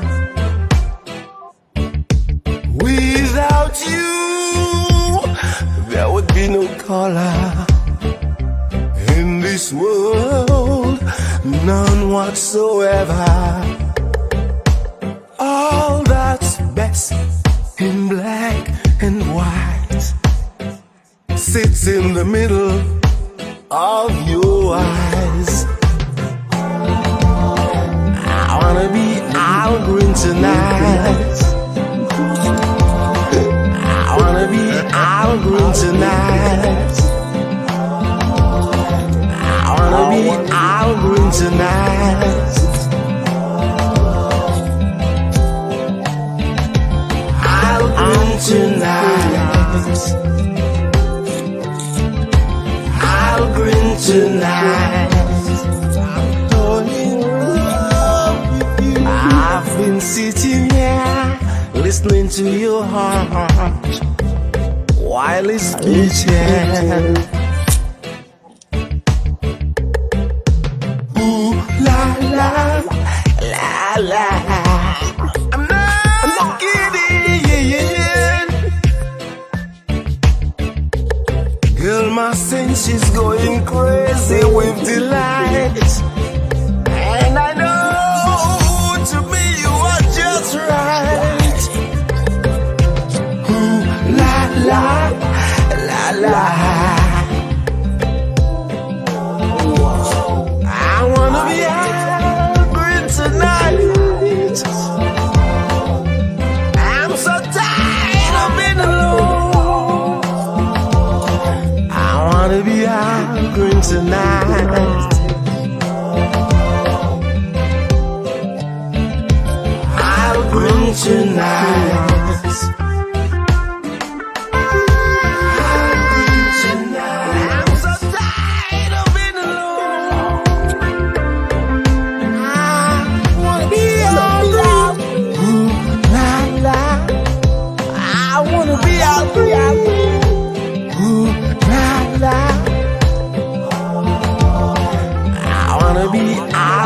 Tonight.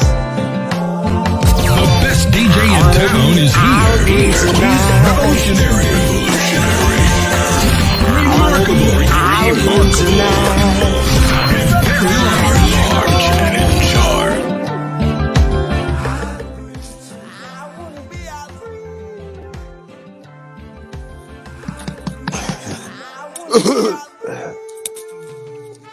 You okay, man?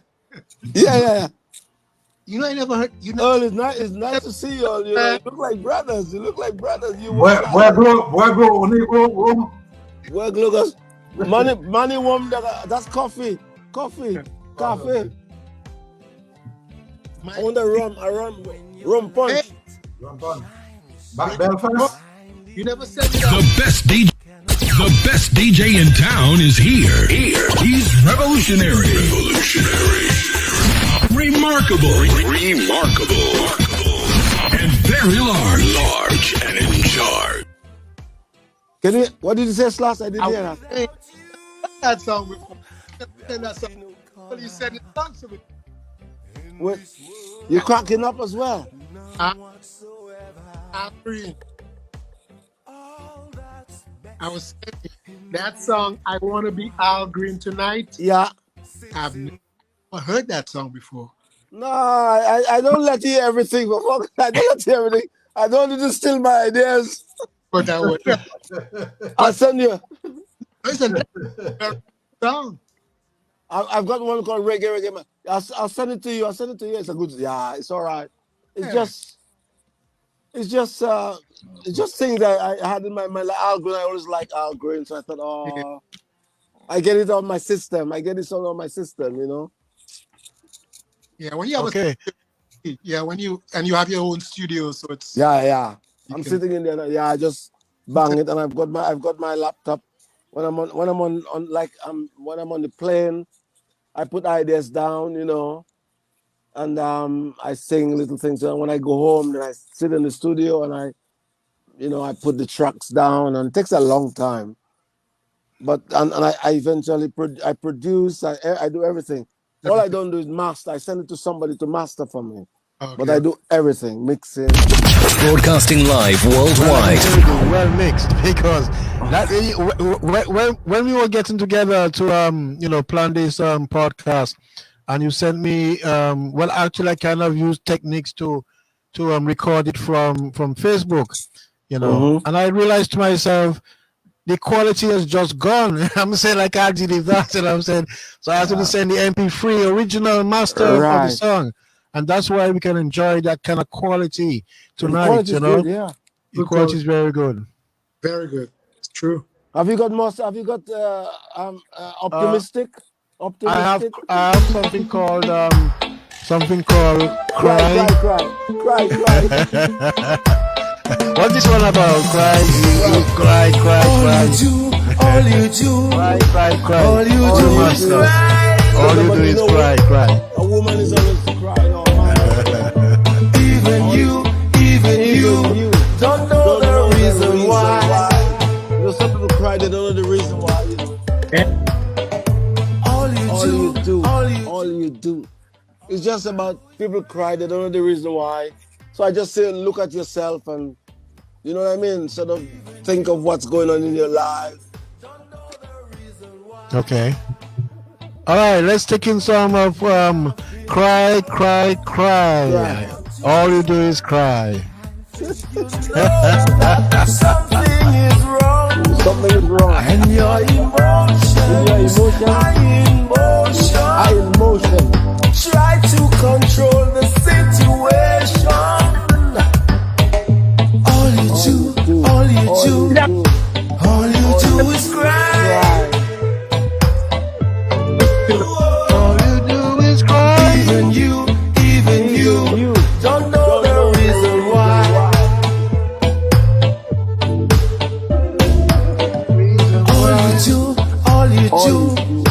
All you do is cry.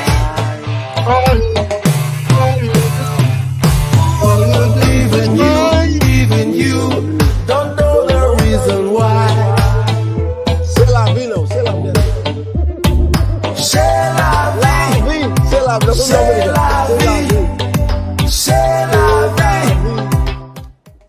C'est la vie. That's from Dominica. C'est la vie. You know what you say? My mom used to say, c'est la vie. That is genius.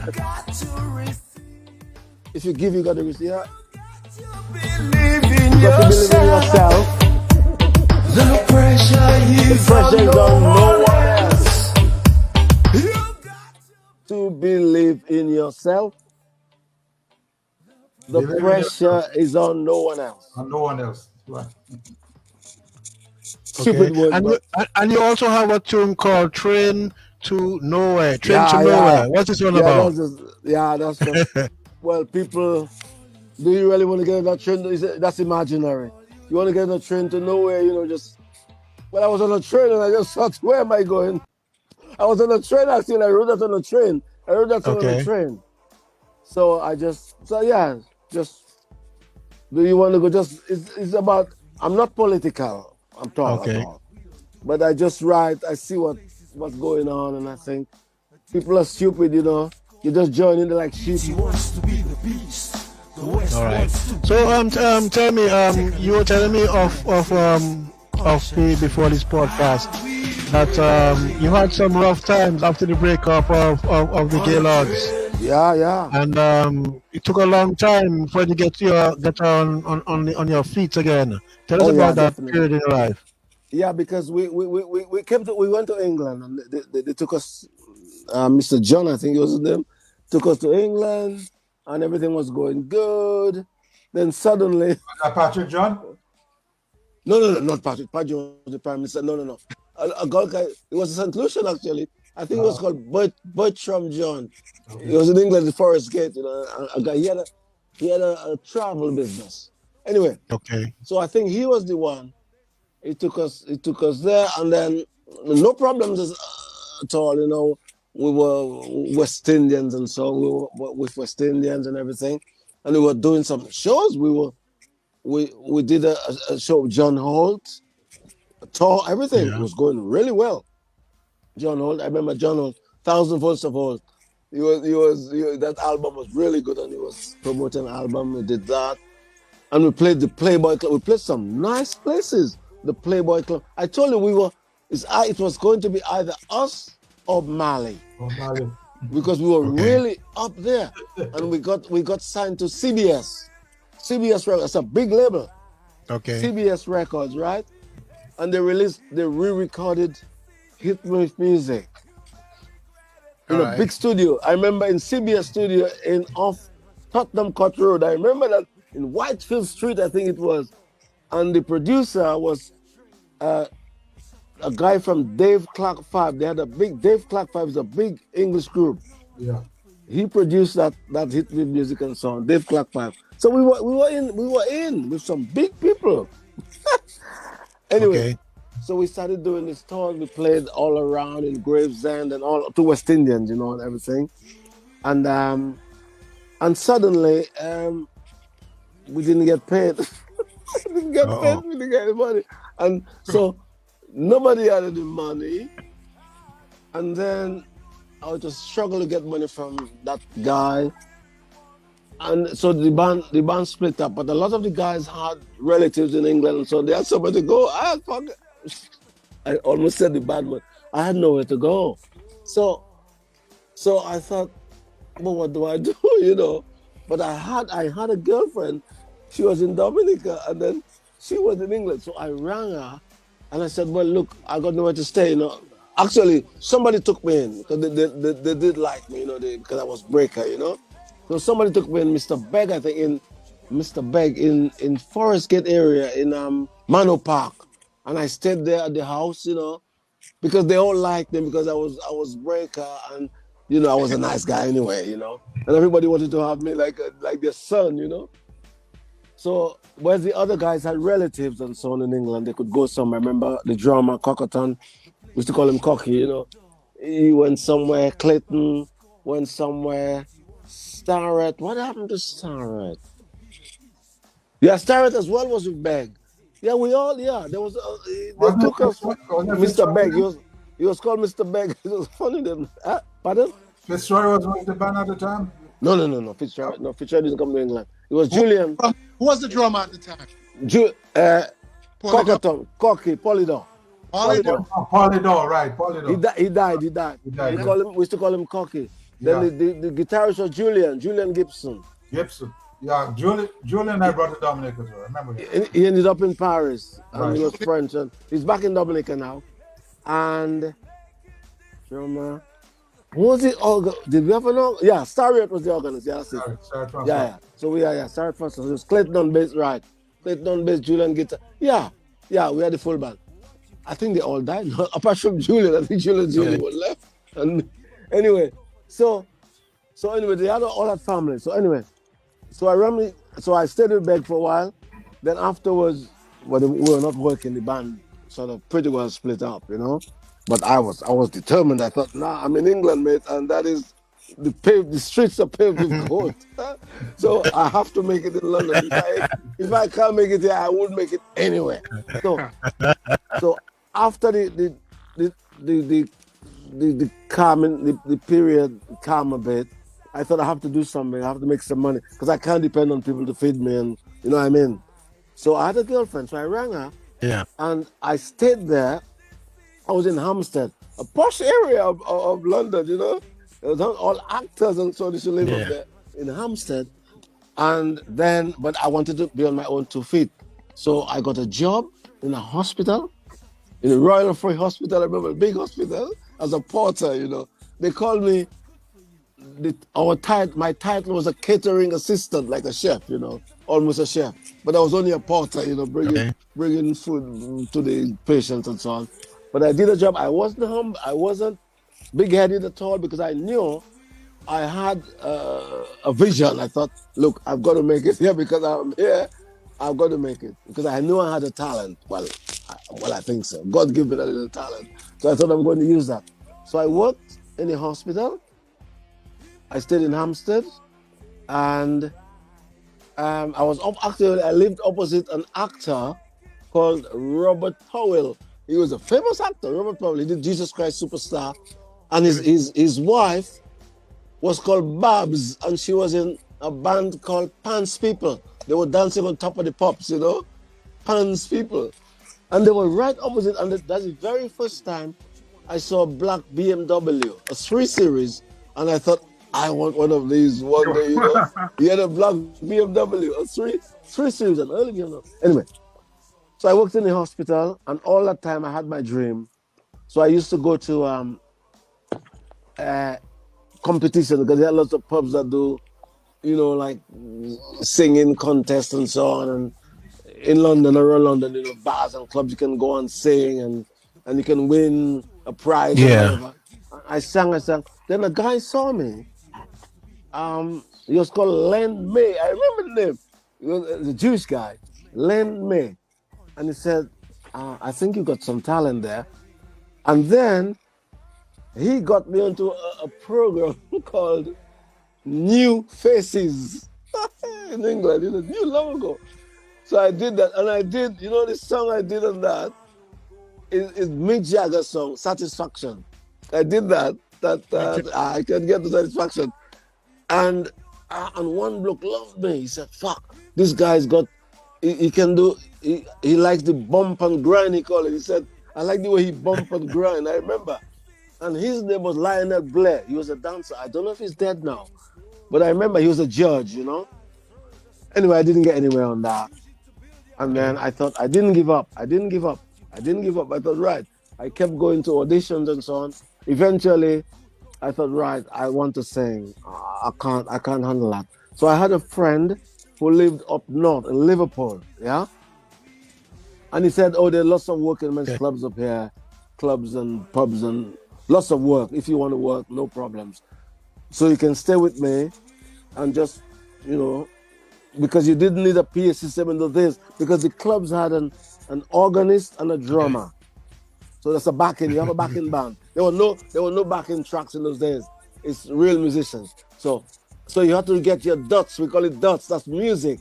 So you have to have your whole show in a big file, you know, in music written, and you give it to the organist. Wow. And the drummer, you give the drummer the dots, and the organist the music, and they honestly, that was amazing. But I went through all that. So I went up north. And my first club, I got an agent, and the first club I did was in Preston, and lots of Dominicans there in Preston. I know that. And then my first working men's club. Anyway, I did these places, and I learned my craft there because the audiences are hard. And one black guy going to it's all white clubs, you know, conservative clubs, labor clubs, and miners clubs, and all that. And I'm telling you, man, I had to be effing brave, you know. I walk in there and you walk in there, they look at you, you know, like what's he doing in the heart of Yorkshire, or, you know, this really all the white places, you know, because the blacks were in Brixton or in Manchester, in Moss Side. So, but this other places is all, but I used to be brave, and I walk in there and I set myself up, and I go on, and they totally ignore you. And I thought, no, I have to do something. So I started doing these wild antics I used to do in Dominica. Like I say, climb on things and carry things on my head. And then they start taking notice. They thought, hold on, what have we got in here? That is entertainment. And they started to love me. They love me. Because you see, the white singers just go and sing, and they have no problems, you know, because they pass. I had to work 50 times harder, and it's true. So I had to do all these antiques and climb on the table and jump on chairs and do limbo under the desk and so to get attention. And I got it, but I had a dream. I thought to myself, look, I'm going to make you like me, and you have to like me. And I used to end up happy at the end of the night because they like me. Because most of the artists come, because it was mainly bingo they played in these clubs, yeah? The bingo was the star. Okay. You know, like they play bingo, and so you just come as a side thing, you know what I mean? So anyway, I did that up enough. Then after a while, I learned all my craft. I learned all how to control the audience, how to kind of control the audience and so on. And after a while, a guy rang me and said, hey, there's a talent show on, and you can sing like your favorite singer or something, yeah? That was a TV show. So I said, I'll do anything to be on TV. So they still after, pardon? They still those kind of shows in England, right? Yeah, it was called Stars in the Eyes. And still have it in England. Because my daughter went on it. My daughter went on it, and she has Tina Turner, and now she's doing a big band doing Tina Turner. So anyway, so I did. I went and I auditioned as Ray Charles, Billy Ocean, and Errol Brown. You know, Hot Chocolate. So I didn't get through the first time. Yeah. So they said, right, okay.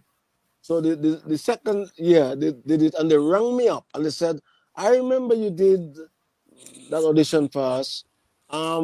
We like you doing a Hot Chocolate thing, but are you willing to shave your head? So I said, right, I'll do anything to be on television. Okay. I want to be famous. I'll do anything. So I said, yeah. So I went and auditioned again. And then they liked me, and then they got me on that show. And they dress you, they make you look exactly like the artist you're going to do. You know, they shave your head and they put your, you know, the makeup on and all that. And I went on that, and then, well, the rest is history because the Hot Chocolate that Errol Brown had left the band.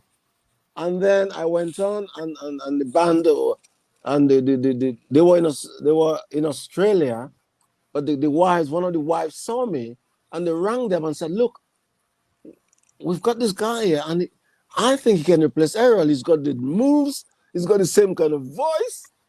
And they came back from Australia, and they called me, and I thought it was a joke. I thought, because the television company, well, I thought, because remember this band, I remember when I was home in Dominica, I heard, was I in Dominica? Yeah, I heard a BBC World program, and it said, oh, this is the first multiracial band, blah, blah, blah, blah, blah, and they talk about them and so on, and they call Hot Chocolate, and they have this song and so forth, and they sang, and I thought, shit, that is right. I would love to be in that band one day. Honestly, I'm not joking. And that is in the 60s, late 60s, maybe 68, 69. And I thought, oh my God, that is good. It was a nice song. It was like a Calypso kind of voice. The Trinidad, the singer wasn't Errol. It was another guy from Trinidad. And he was singing, he said, in my life, I love you. And I thought, I would love to be in that band because the music was nice and warm, you know? Okay. And anyway, so I did this audition, audition for the band, and they called me, and I went to Brighton and auditioned, blah, blah, and they liked me, and I joined. And I stayed there for longer than Errol, for 18 years. Errol was there for 16 years. That's an achievement, you know. That's an That is, achievement because that makes the years you spent with Gaylords almost insignificant. You know, that's three no, times, no, four no, no, no, no, times the no, amount of no. But time. I know insignificant. Yes, but In terms I of always remember in terms of the time you spend doing it, you know the what I'm time saying? spent. Yeah, the time Yeah. spent. Yeah, Because my it's just like me, my first little book years ago. It's something I hardly remember. 40 years ago, a little 10-page book. I don't remember that. yeah, But it is the most significant point in my career. yeah, Just yeah. like Gaylords, it happened while she was a very young boy. I know. And Well, also, youngish. you know. So that's why it's good to revisit. It's good to revisit your roots. You know what I mean? And stay close Yeah, in. but I'm always there. I don't even revisit my roots. I cannot change. I'm Right. always in my roots. Honestly, no matter where I go, no matter I've played in front of the German parliament, everything, in front of all kinds of high people, and I still look at myself as this little boy climbing on them stones and with bobos on my feet and so on and so on, and carrying my banana on my head in customers. I still think about crying. I didn't want to go on to get the figure, to get wood, to carry wood on my head to come and to boil thing and to go for water in a bory and to make only go. It can't get out of me. It can't. To go to Wakama, to the Wakama, we used to call that where we go for water, and this, and it just can't get out of me. And my calabash, it just can't get out of me. It can't. So I always have that. So no matter where I go, it's just impossible. Before I go on stage, I'll get a flash in my head, like, oh my God, look, I'm going for water. I'm going to, for water in a bucket. Or I'm going to buy bread at Bantam or something, Anyway, go ahead. So give me some more of the experience working with Hot Chocolate, some of the highlights or the lowlights of that career. Give me some. There were not many lowlights. Not many lowlights. Okay. No, because I felt really famous. When I joined that band, and I went the first time I went to stage, I just shaved my head like Errol, and the women used to go crazy. They just because they thought it was Errol Brown, they thought it was the original singer because they had, the women liked him on top of the pops, And then, and they used to scream. I used to get teddy bears thrown at me, panties, everything on stage. I'm telling you. And I thought, this is not real. This is not real. What's that? I'm just singing a song. And then, but as I said, never went to my head. And then, like, we used to turn up at the airport, limousines and all things like that come and pick you up. And you get in the dressing, you get champagne, best restaurant, best hotels. And I thought, this is fame. But as soon as I finished, I used to go back home and I still it's terrible. I used to go to a little pub because, because I used to do the pubs and so on while I was with the band, because I thought to myself, look, don't sort of say, I'm finished with these shitty places now with Hot Chocolate. I never did that.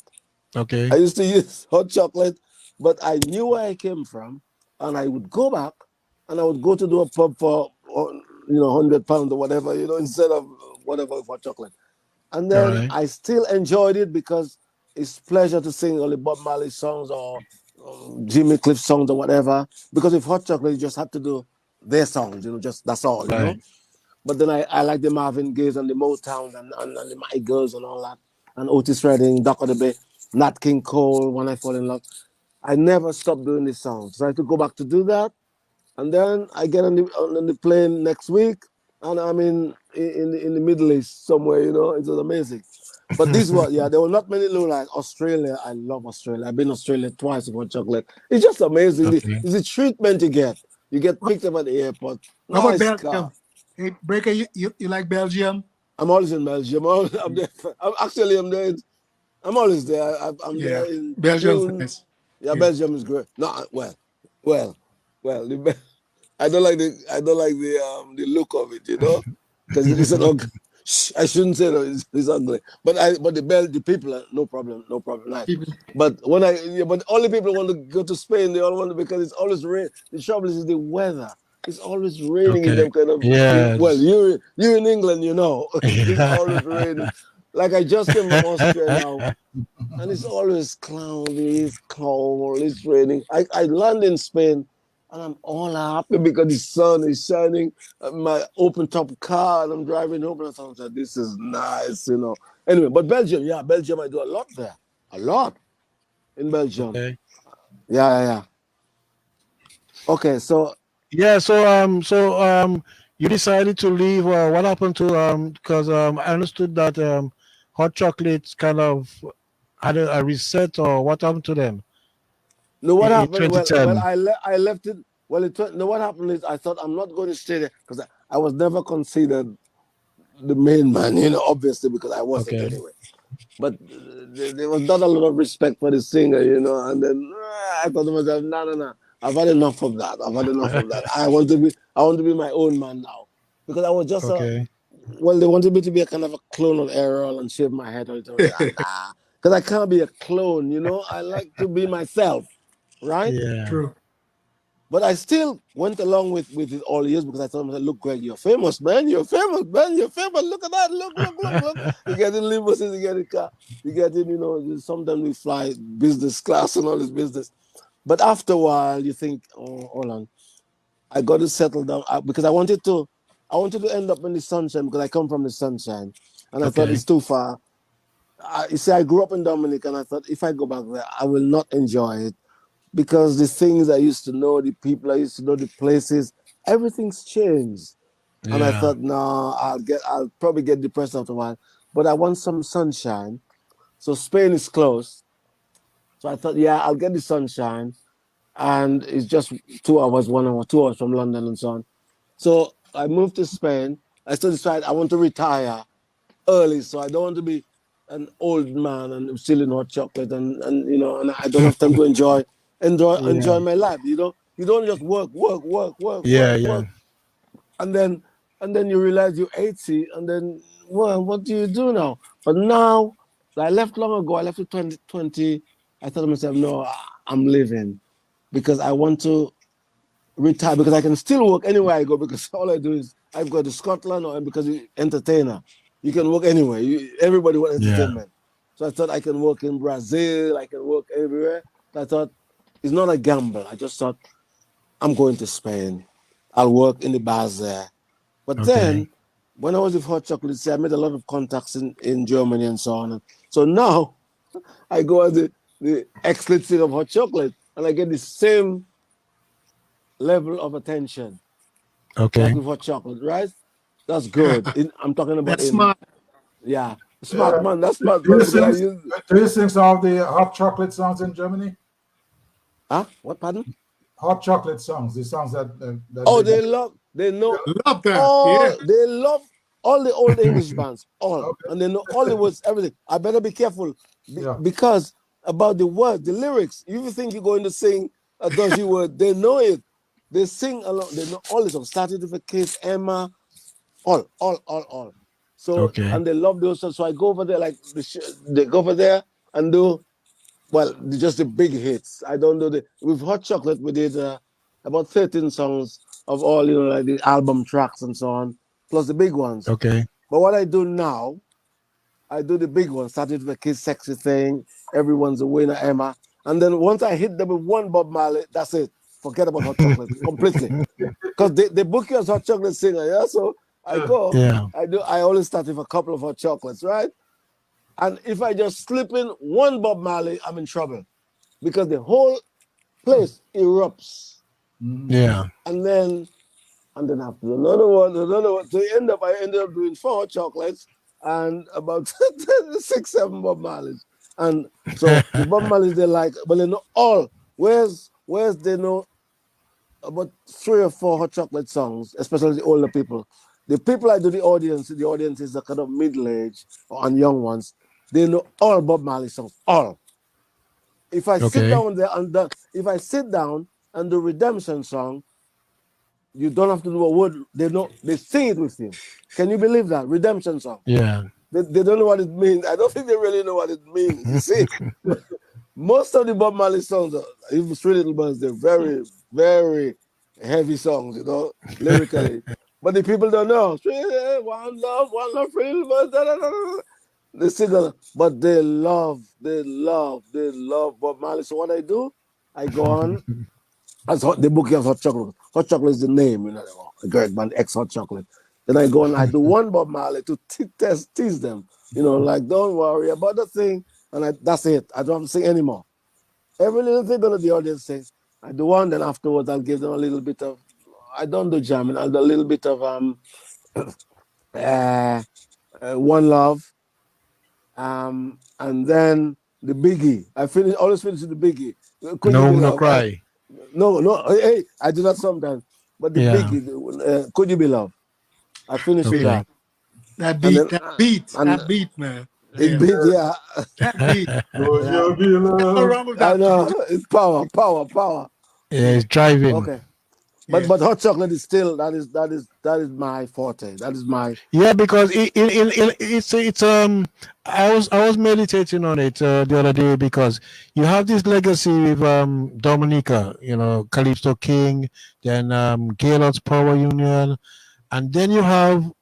It's like this is a gift to you to become the face of hot chocolate, to have that in your repertoire, in your history, in your biography. You know what I'm saying? You'll be known forever as being the front man of hot chocolate for all those years. So it's really an extraordinary piece of legacy you creating for yourself there. You know what I'm saying?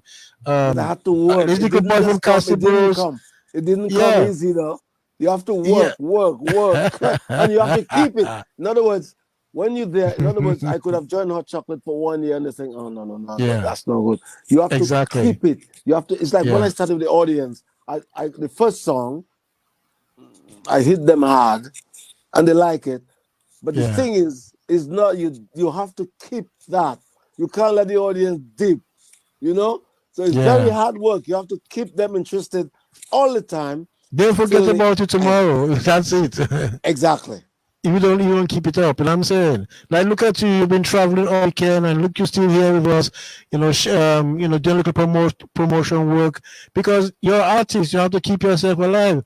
And if the opening is here for you, it may not be here for you tomorrow. So you got to. This show was scheduled for Saturday midnight. Okay, I know. You told us, well, a clash with your itinerary, it would not be possible. So we just shifted 24 hours. We just shifted 24 hours, and here you are. I know. You know. I'm still. Yeah. Well, I love the business. I mean, that's what pays my rent and buy my Porsche and my kinky clothes. Yeah. Okay, let's talk about you as a style icon because I've looked at a couple back photos of you in concerts and. You're just like a Michael Jackson, you know what I'm saying? You costume up and you put your heart and soul into what you're doing and you come prepared as an artist, you know what I'm saying? It's all theater. It's theater, basically. Exactly. You know what I'm saying? Walking theater. I know a lot of artists don't do that. The big guys like Bob Marley can do it. They can just walk in and sing. But when you have to fight and so on, you have to look like a star, you know, like Prince. I believe in that way, the black artists. Prince, James Brown, all the guys, Four Tops, all of them. You have to be a star. And I remember I did a club. I never forget little things. I don't forget. I did a club it was called the Q Club in Paddington, in Prince Street. I remember in London. Yeah. And the guy said, and Rhea, we had a guy. We did that club, and we had a manager. That was the Gaylords days. Real, he was the manager. He was some guy in us. Yeah, and he said there was this group used to come like the Temptations and the bands like that, the Four Tops. And he said, I never forgot. He told me everything you do on stage is going to be part of the show. Everything. Okay. If you touch a mic, if you wipe your eye, everything you do, it never. So if you go and get a cup to drink some water. Everything you do on stage is going to be part of the show. Walk, talk, anything you do, anything. If you go and get a glass to drink, anything, you got to make it part. I never forgot that. And every time I go to that, I think, right, Greg, right, you're walking towards the stage. It's got to be an act. You bow into the audience. It's got to be. But I see artists come on, they come on, same shirt and trousers. And it's all right. because I mean I see the big stars can do it. Eric Clapton come on. I saw him T-shirt and jeans. Big stars, Yeah. no problems. But they have some stars like Elton John, David Bowie. And stuff. They dress, man. They glitter, they glam. They you know. Yeah. Elvis. I like. What's his name? He died. The piano player who died. I love him. Not Olivace. What's his name? The piano From player where? who died. He used to Ray wear all gold Charles? and diamond. Not Olivace. No. A white guy. Or classical music person. Yeah. Okay. Not Olivace. He had he was gay. He played the piano. All dazzling. Liberace. Yeah. You know, Okay. I look at him and I said, yeah. And he even did one thing and I took a joke. He said, he used to ask the people, do you like this coat? You know, this jacket? and they say, yeah. And he used to say, you bought it. I use that a lot. I watch all these guys. And Sammy Davis Jr. is one of my favorite. Before I go on stage sometimes, I watch the Rat Pack and he and Sinatra and I watch Sammy Davis Jr. Not Sinatra and this guy. I watched Sammy Davis Jr. and I thought, and I get inspired. Entertainment. Yeah. Entertainment. Yeah. And I watched him. He was doing something with the drum and I thought, it just looks like he just does something. You know, he just makes it happen. And I thought, yeah, I like that. Sometimes before I go on stage, if I want a little inspiration, I watch him a little bit before I go on. And I say, you cannot lose because this guy's entertainment. Anyway, go ahead, ask me some more. I'm getting carried away now. Yeah, ask me some more. Yeah, talk. I'm talking too much. Albert's frozen. It's frozen. Oh, it's frozen, yeah. So it looks that way to me. Yeah, it's always frozen. It's cold in England. They're cold in England, man. They freeze in England. Miami's not like that. Breaker, you didn't tell me about. Hey, tell them about your acting stuff. Didn't you play a African Prince or something? Yeah. Of course. Way back in the Shushan Players. Yeah, I was an actor as well. Shushan Players, man. Yeah, but I also went for a part for Hair. You know, not Jesus Christ. Yeah, I know it's a musical. Yeah, a musical. So you have to be an actor. You have to act a bit, but I couldn't act. You know, I was just pretending I couldn't act, but I tried everything. But I did acting. Yeah, I did a play. Completely, I remember the words and everything. I had to learn. That's the trouble I couldn't learn was you have to remember what to say when. You know, that was terrible. You have to remember what to say when after the other thing. And I said, no, that's too much for me. I won't just go and sit. I want to be alone. You know, solo myself. Because you have to depend, because people depend on you when you're acting, you know? Oh, yeah. You have to say the word and you have to say the right word. And yeah, right. I thought, no, it's too much concentration. No. Let me loose on stage. Yeah, you in control now. Yeah. You in control. So Sensay, I know I get that thing on that outfit, that mass outfit. That I used to be so frightened of that man. Sensay. You know, when I was a young boy. Because they used to have, is it VG? What do you call this?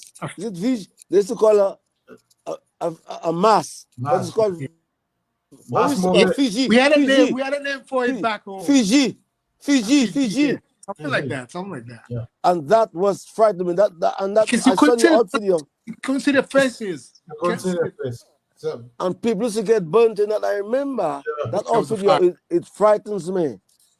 Because I think Sensay Dominica, and they used to have horns. Yeah, they have two horns. Right. Boy, I used to run.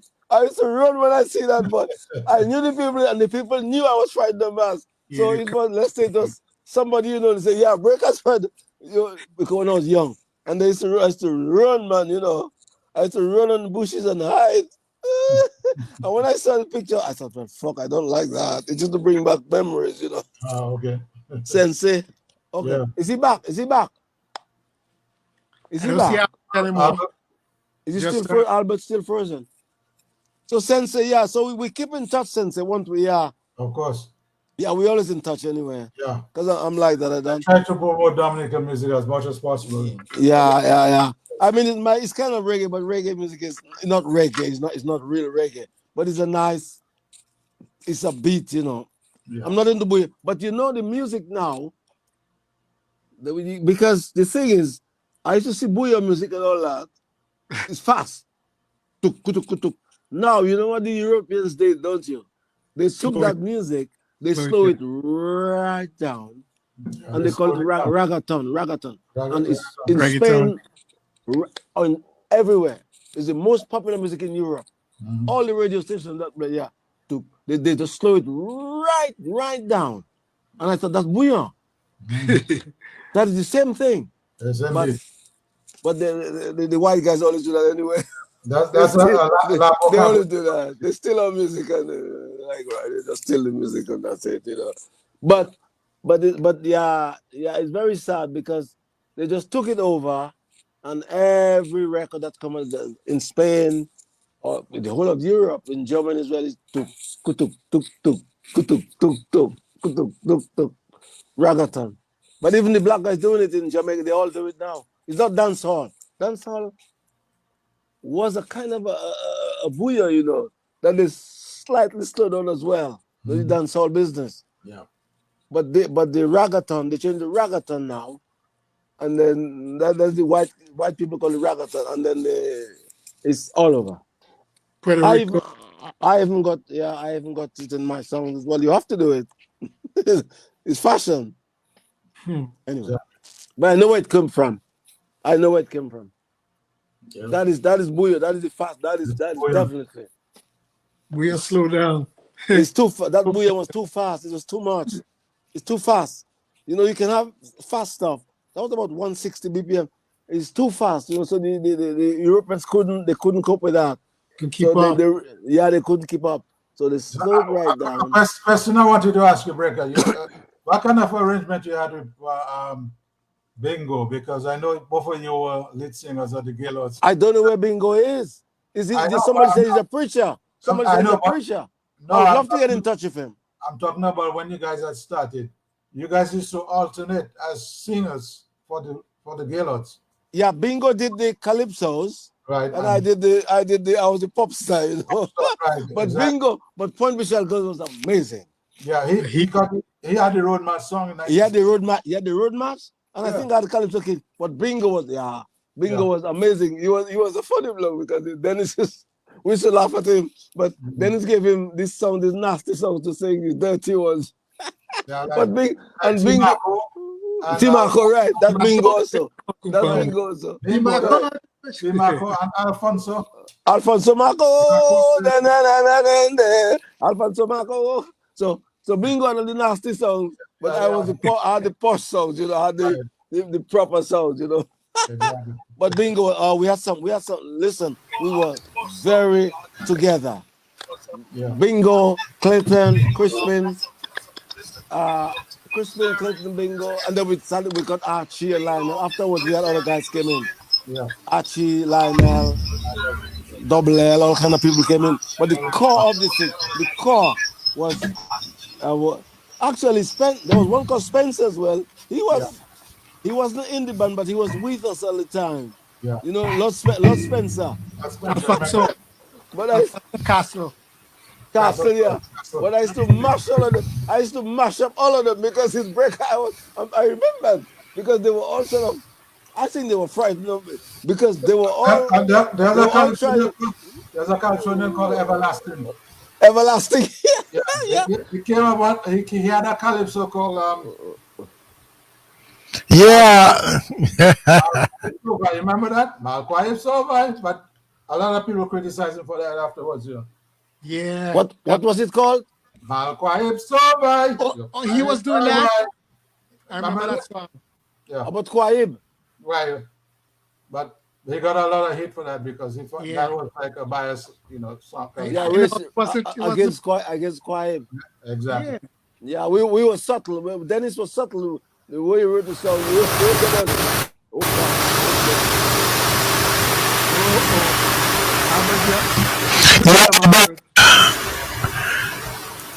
That's the podcast king coming in now. It looks like my equipment. I need to upgrade my equipment. It was already bought with podcasting in mind and live streaming and have multimedia on. It's just the Silicon Mac. It's not really high-end spec Mac for this kind of work that I envision, you know. But it's holding up pretty good, you know. And like I said, the midnight is best for me because at that time most of the users are asleep. You know what I'm saying? So it's better for the network. Yeah. Yeah, but you don't forget to pay your bills as well. Pay your bills. Well, I need to buy a higher grade internet connection. My speed is perhaps too slow for this kind of heavy duty work. Yeah. But let me tell you something, guys. I'm gonna bring the show up to 3 o'clock if that's okay. We have another 45 minutes. If you want to go further, let me know. I don't see many viewers though. The figures look pretty low. I'm not too sure if they didn't get the message, but this live stream will be on posted on Facebook for the foreseeable future. The foreseeable future.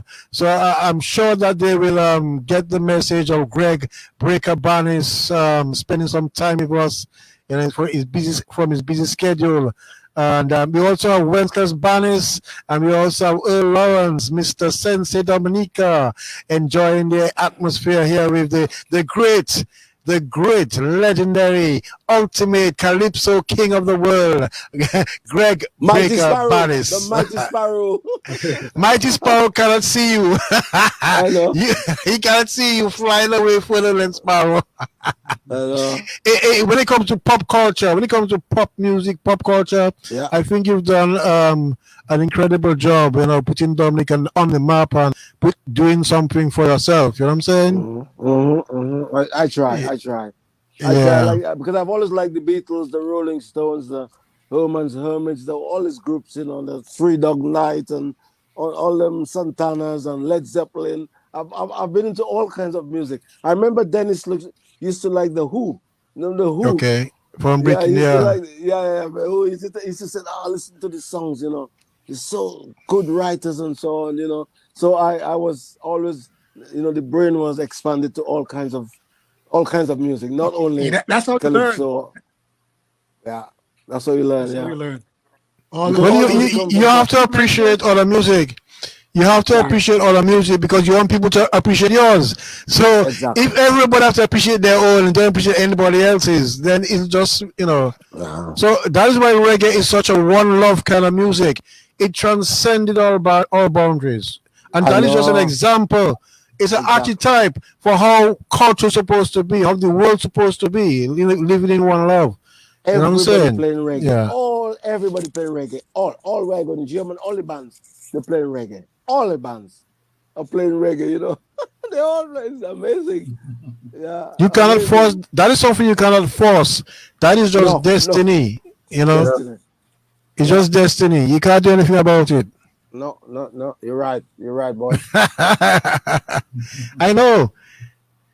So, Greg, we've covered from the early days in Cassie Bruce, in Roseau, through the Gaylords, through the pre-hot chocolate era, and after the hot chocolate era. So now, what is your day like? What do you do? Are you regularly performing, or are you performing now and then? I understand you live in Spain. What is that about? How does a little boy from Cassie Bruce end up living in Morocco? What's the name of the place? Murcia. Murcia. Do you speak Spanish there? I mean, in Spain, Spanish. I mean, no, I know. But I did Spanish at school. And Crispin, that the ex-Gaylords, he lives in Mexico. Crispin. He thought I told him I can't speak. He said, how many you can't speak Spanish? In school we did Spanish. I told him no, because he speaks fluent Spanish. Fluent. I said, but I was. He can pass us in Mexican. Yeah, he speaks fluent Spanish. But the thing is, there had a lot of educated guys in the school. I wasn't like that. There was only brains, you know, Parry Bellots and all them. I used to really admire these guys doing maths. You know, I thought, how do they calculate this? I just couldn't do it. But my mind was always on the entertainment. You know, I want to sing. I was terrible. Nothing. Only French. I did well in. I got a 2 in French, and now I can't even speak French. But that's the only subject. I remember I got a 2 in St. Mary's Academy in France. and I was shocked. But when it comes to all of the subjects, it's zero. Biology, geometry, all kind of things, nothing, zero. Maths was the worst. But anyway, I survived. You know. The thing is, the thing with maths, any hard subject, is just to apply yourself little by little until you master it, like you master everything else in life, little by little. If you have nothing else, when I say ambition, if you haven't got an ambition to be a footballer or a singer, exactly. If you have an ambition, I know. If you have an ambition to be like, I want to be like Elvis Presley or a footballer, I want to be like David Beckham or whoever it's Pele, then maths, fuck, sad math. You just want to go in the park and kick a ball or cricketer, If you want to be I wanted to be either a cricketer or a singer. So it was always cricket. Anytime somebody, hey, you want to go and play ball? I would there. No homework, nothing. I would be in there playing the cricket. Okay. So that is the problem. But there's some guys that are academics, I couldn't cope with that. I just, I know. But I didn't do bad. I didn't do bad for myself. I didn't do bad. No, I don't think so. God is good, God opened up the way, He opened up the way. Bon Dieu, Mama used to say, bon Dieu, bon Gaston. Yeah, so I was planning to prepare some certificates to give to each of you all, but with the computer lagging and slowing and buffering, I'm going to have to post that in your message box shortly after the program, if that's okay. We're hoping to do it live. But, and the check as well. You put the check in as well, you know that. Yeah, you can put the check in. Check me out. Hey, check me out. Check me out. Let's enjoy a little bit more Eyes in the Sun, and then we'll come back with some closing remarks, some reflections on what we've learned here tonight, this morning, really, and get ready for another exciting week. It is Monday, the 3rd of April, 2023. Next weekend is Easter weekend, Holy Thursday, and then Good Friday, and then Easter Sunday. Much too soon. Mama. Now heaven is your home. I let you listen. I've got dreams. I've got dreams to consider. And I always thought that our day would come and it wouldn't be long. I said, Mama, you're gonna wait too soon, much too soon. Mama. Now heaven is your home.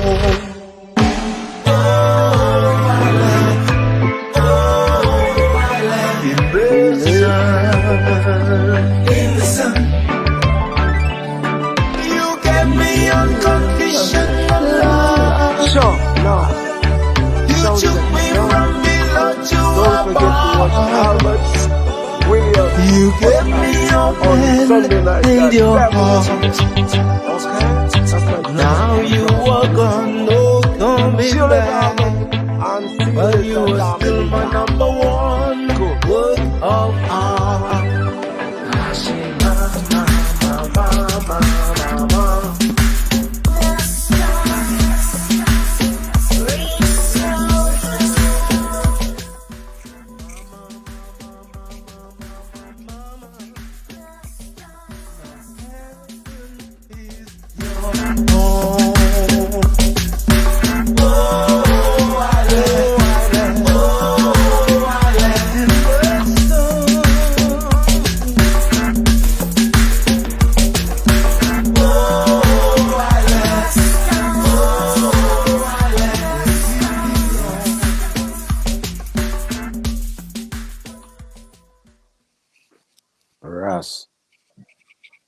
Ross, you still there?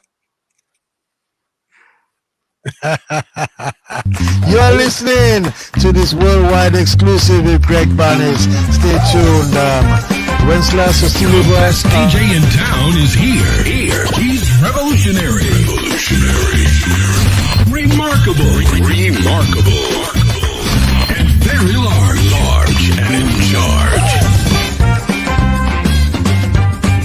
The best DJ in town is here. I'm still here. You still here, yeah? You are listening to a worldwide exclusive with Greg Bannis, a legendary singer from the Commonwealth of Dominica. What a hard week. You've been here and there, and I'm sure you got here. I'm sure you got here and there to go. What's your plans for the upcoming weeks and months musically? Musically, right. Well, I've got a little show in Spain in a restaurant on Friday. Then in June, hold on, I go back to Austria on the 28th of April. I got one of them shows there. I got a rock type show or pop, whatever. Okay. And then June, I've got some Belgium stuff, Germany stuff. I'm quite busy in June. Just 1 week. I don't do a lot. I just do what I think. Okay, I'm not too tired. I'll do that, because I pick and choose. Because I'm retired now, so I can't. Okay. I can't go. I'm not a spring chicken anymore. So I just pick and choose. But I spend a lot of time just doing writing my music and singing and recording stuff and messing about, Okay. Mm-hmm. So what about family life? You mentioned you have a daughter in the industry. What's your family life situation? She's in London. She's in London. I've got 2 daughters in London. And Okay. she's really doing well. She did the same type of program that I did. She did a program called Starstruck. She did Tina Turner, and a music producer saw her there. Okay. And then the next 2 or 3 days, they call her up, and then she's with a band now, and she's touring all the time, England, and she goes to Norway and Europe and so on, Right. doing Tina Turner, and now she's doing Whitney Houston as well. Tribute, but she's doing damn good. It's a big production. They do theaters, and it's big production. It's proper. If you Google, you'll see some shots of her. What's her name? Holly, Lots of Holly, Holly. Holly, yeah. And Bannis. my surname, obviously, my surname. Okay. And she's the only Holly Bannis. So if you Google, you'll find, or YouTube order, you'll find her. And the show she's doing is one is called Whitney Queen of the Night. Whitney, that's like Whitney Houston. Whitney Queen of the Night. And the other one is What's Love Got to Do with It? What's love got to do with it? So that's the production. Okay. That's the production. But she's better at Tina because Tina is wild, But Whitney is hard work. Because Whitney, you got to sing really well. But she's doing it, no problems. But she's still learning, but she's all right. And she's professional now. Okay. So she's okay. She's doing better than when she's young. So she can go about and travel and everything. I can't do that anymore. All right. Like, no, you got me at that time. I don't know what tomorrow morning I've got to, hey, you have me up late tonight, you know that. Hey, tonight I'm a Lugawu. Well, at midnight, what happens at midnight? We transform. We transform. I know. We shed whatever humanity and we become beasts as we are, I know, yeah. Really real beasts walking the earth. Yeah. Yeah, Greg. Well, one more thing. What about retirement? You say you live in Spain now. What about, would you ever go back to Dominica and settle down there in the Caribbean, maybe? No, not to Dominica. As I said, I grew up there. Okay. And I knew what it was like, and most of my happy days was there. I think if I go back now, It'll be sad for you. Yeah, because the church will not be there, or the cemetery will not be there, or you know, I mean, the cross I used to know will be there, like, you know, and things like that. And I thought, no.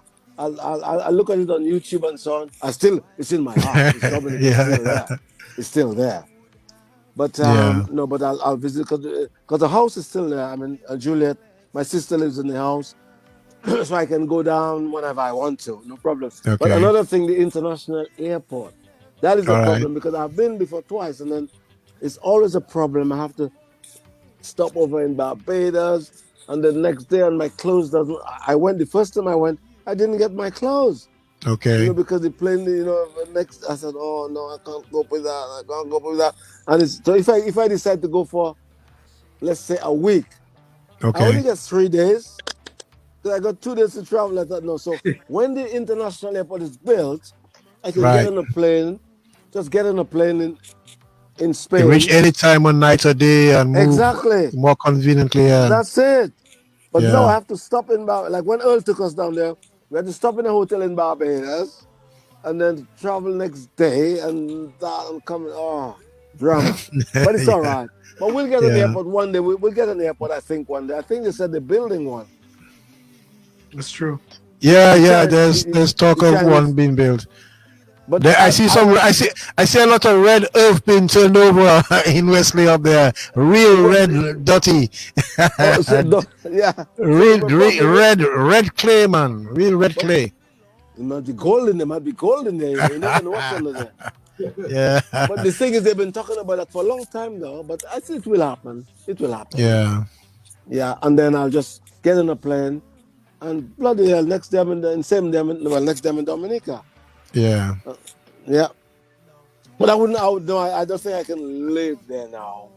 Because it will be like all the people I know are almost gone, I'm sure. Yeah. So, you know, it's different. All the people are new now, you know. But I see Roseau looks good. They did some nice buildings up in Roseau. Yeah, a couple nice buildings coming up there. Yeah. In the next 10, 20 years, Roseau will be totally different. I think you know? Yeah, I think so too. Yeah. Where I used to live by Olin Bully, I used to live near to Olin Bully there, you know. I don't know how to do that. Yeah, but I love it, yeah. That little house there, I remember my little veranda. I saw my little veranda there. What? As you mentioned, Olin Bully, his official funeral is on the 5th, and that's Tuesday coming. Yeah. And on the 4th and the 5th, the flags will be flying at half staff. He received an official funeral on the 5th at the St. Gerald's Chapel, and followed by a get-together at the Old Mill Cultural Center after the burial. They're having some sort of open mic kind of situation to give praises to Dr. Olin Bully. Yeah, he was definitely Dominica. He Lennox Honey Church. I remember these guys. You know, they were really into the history of Dominica. I was doing all these things I didn't know, that I wasn't interested in the culture. But I was part of the culture. I didn't even know that. But these guys were they were educated people, you know what I mean? And they were researching and all that. You know, I never was into that. I was just getting on with life and doing my calypso and my dirty work. But they were real. Jean Lawrence, I remember Jean Lawrence. There was so much into culture, you know. And you know, but I was part of the culture. I didn't realize that I was. Yeah. But I didn't know. You still are. You have Dominicans will have to start come to see you in Spain. That's what's gonna happen. They'll have to make a Mecca and come and see you in Spain. I prefer to come to them. Well, I can come and do a show if they invite me. Because do they still have the what Earl Lawrence brought me on? The Creole. Do they still have this? The Creole Music Festival. Yeah. Yeah, of course. Yeah. They still have it. Yeah. Yes. I can come and do a totally new, fresh show. Not with my half my music, so I don't have to go and rehearse and all these things like I'm doing here. But I will do a whole cross section of music from not jazz, but you know, soul, pop. I'll go through the years. I'll even do a couple of calypsos if I remember the words. But I can do that. I can do a good half hour of that is a Dominican dude. Even though I'm doing, Yes. I don't know, Elvis Presley music. Doesn't matter. I wouldn't do that. But what I mean, doesn't matter what music, Mozart or classical. But that is the Dominican up there doing that. I will do that. And I'm not big-headed. I will do that. No rehearsal. I'll have to have I'll bring my half playback. We call it half playback. Okay. The music is on tape, so no musician problem. You'll have a full orchestra, and I will sing live and talk about my history and, well, if I have any, and so on. And then, I think it will be good. But somebody has to bring you over. Somebody else. It has to be arranged. It's not like rain, exactly. It can't just fall like rain, and everything has to be arranged. You know what I'm saying? I can even do in the Dominica festivals committee, whatever the division of culture listening or get to listen. Remember, you've got Greg Bannis out here.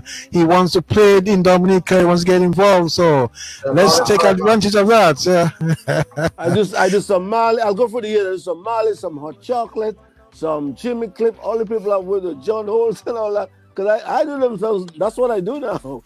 And then obviously I'll have to do a couple of calypsos.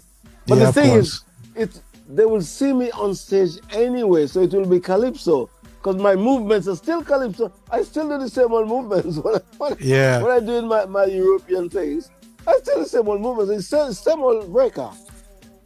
I feel you could really sing some good classical calypso songs. I feel you could sing anything, but I really believe you could really do justice to a good old calypso. I can even do Merry Man or what.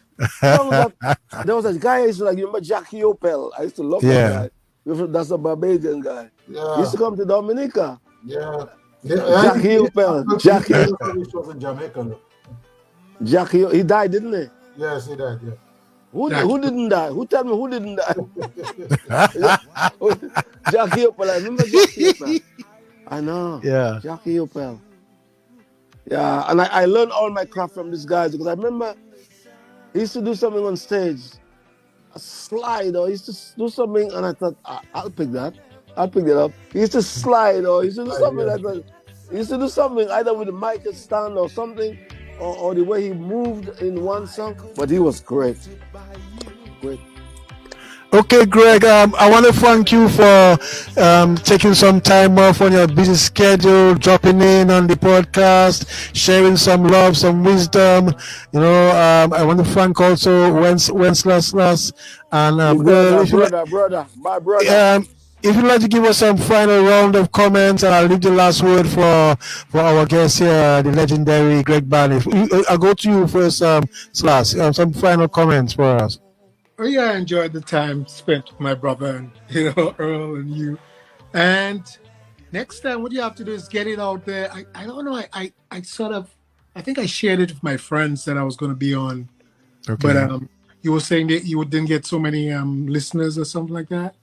Well, it's not expected. I mean, it's just a small podcast starting off. So it'll grow, I guess, eventually. But Greg did some big promotions yesterday for us. So I guess all that will help eventually. Yeah, of course. Yeah. But I appreciate you coming on. I appreciate you taking time off on your busy schedule to be with us. Yeah.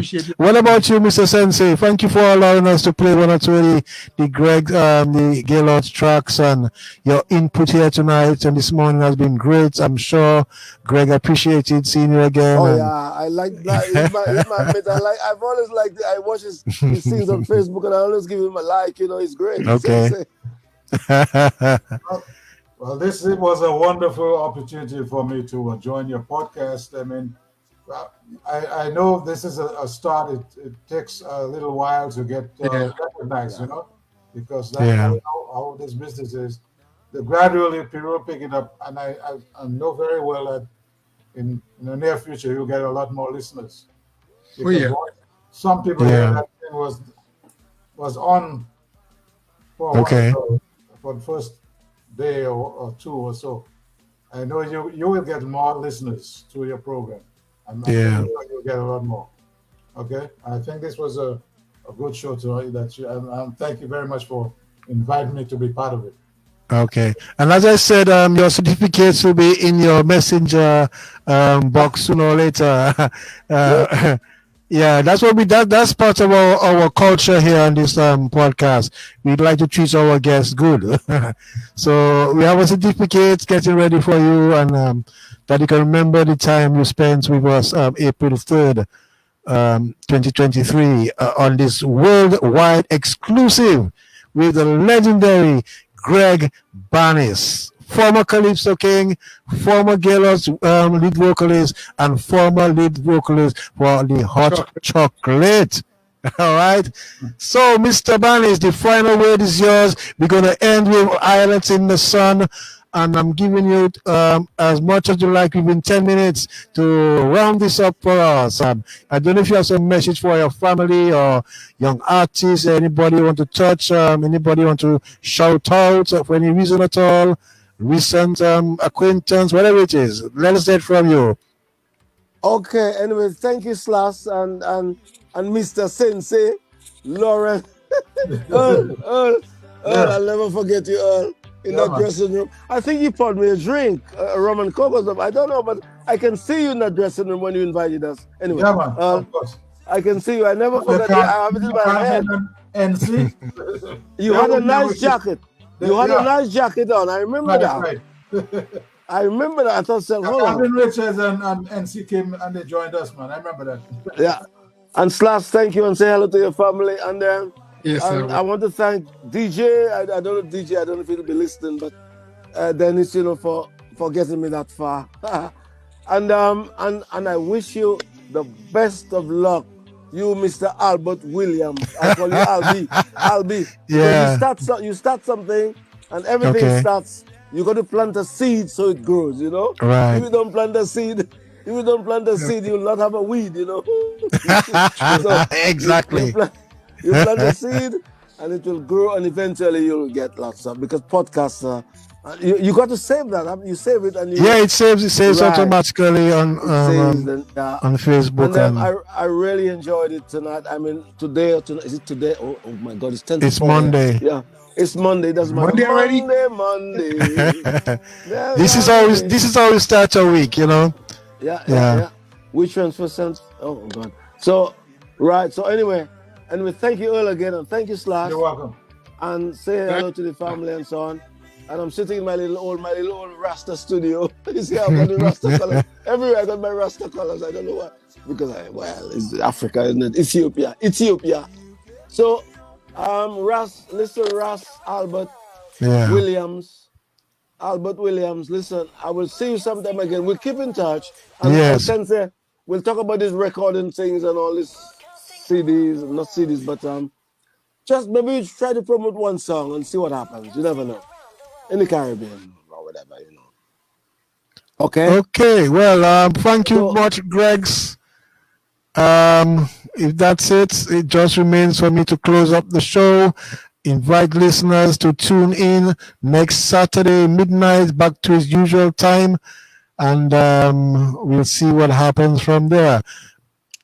Okay. Okay. So, thank you very much, gentlemen. We really appreciate it. Okay. We're gonna end as we started with the Islet in the Sun. Such a brilliant song. Islet in the Sun. Thank you very much. Castle Bruce Gasson. Hey. Okay. Conchibuki. Conchibuki. All right, gentlemen, thank you for coming. This has been the Albert Williams Reporting Podcast. You're a worldwide exclusive with Greg Bannis from Dominica. Mama, if I had the money while you were here, I would have bought you that little islet in the sun. But since I never made that sort of money,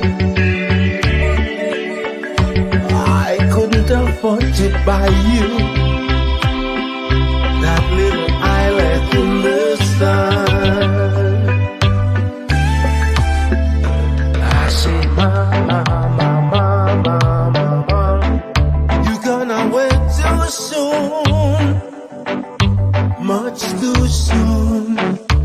Mama, mama, mama, mama, mama. Now heaven is your home. Oh, I let in the sun. I've got dreams to consider,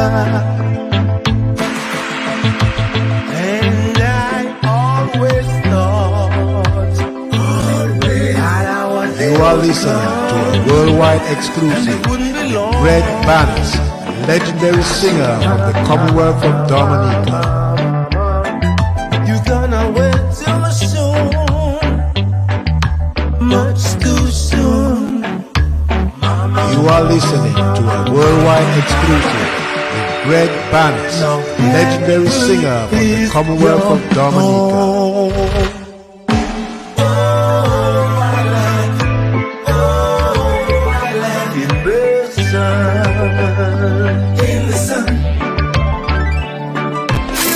Live with only the best in progressive house. You took me from below to above.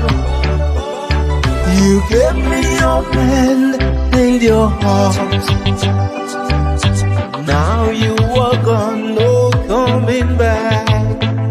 But you are still my number one work of art. You are listening to a worldwide exclusive with Greg Bannis, legendary singer from the Commonwealth of Dominica.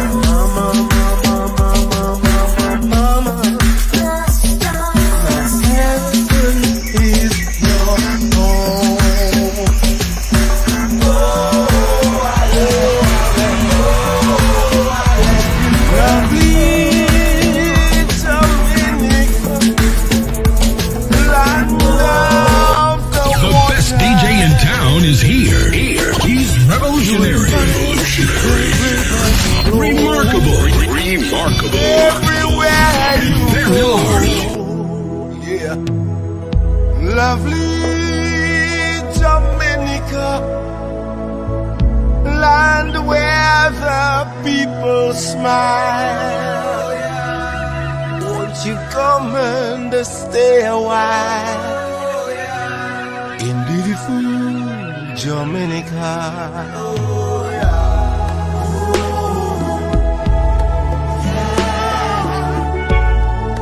You are so beautiful,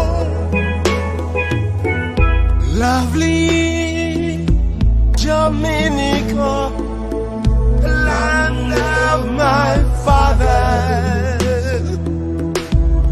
No matter where I go,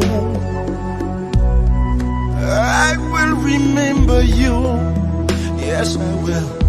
Lovely Dominica, land where the people smile. Won't you come and stay a while in beautiful Dominica?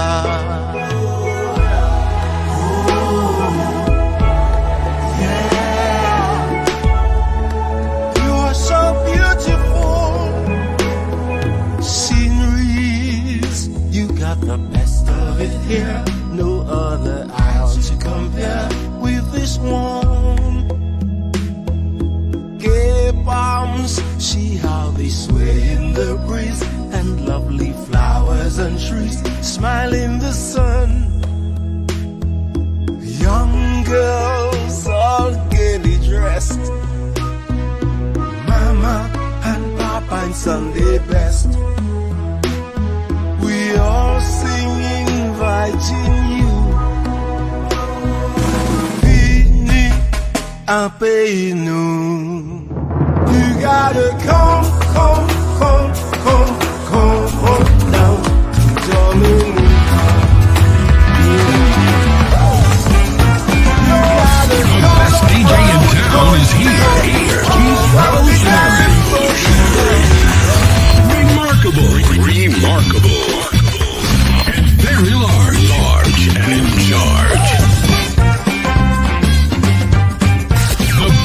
DJ in town is here.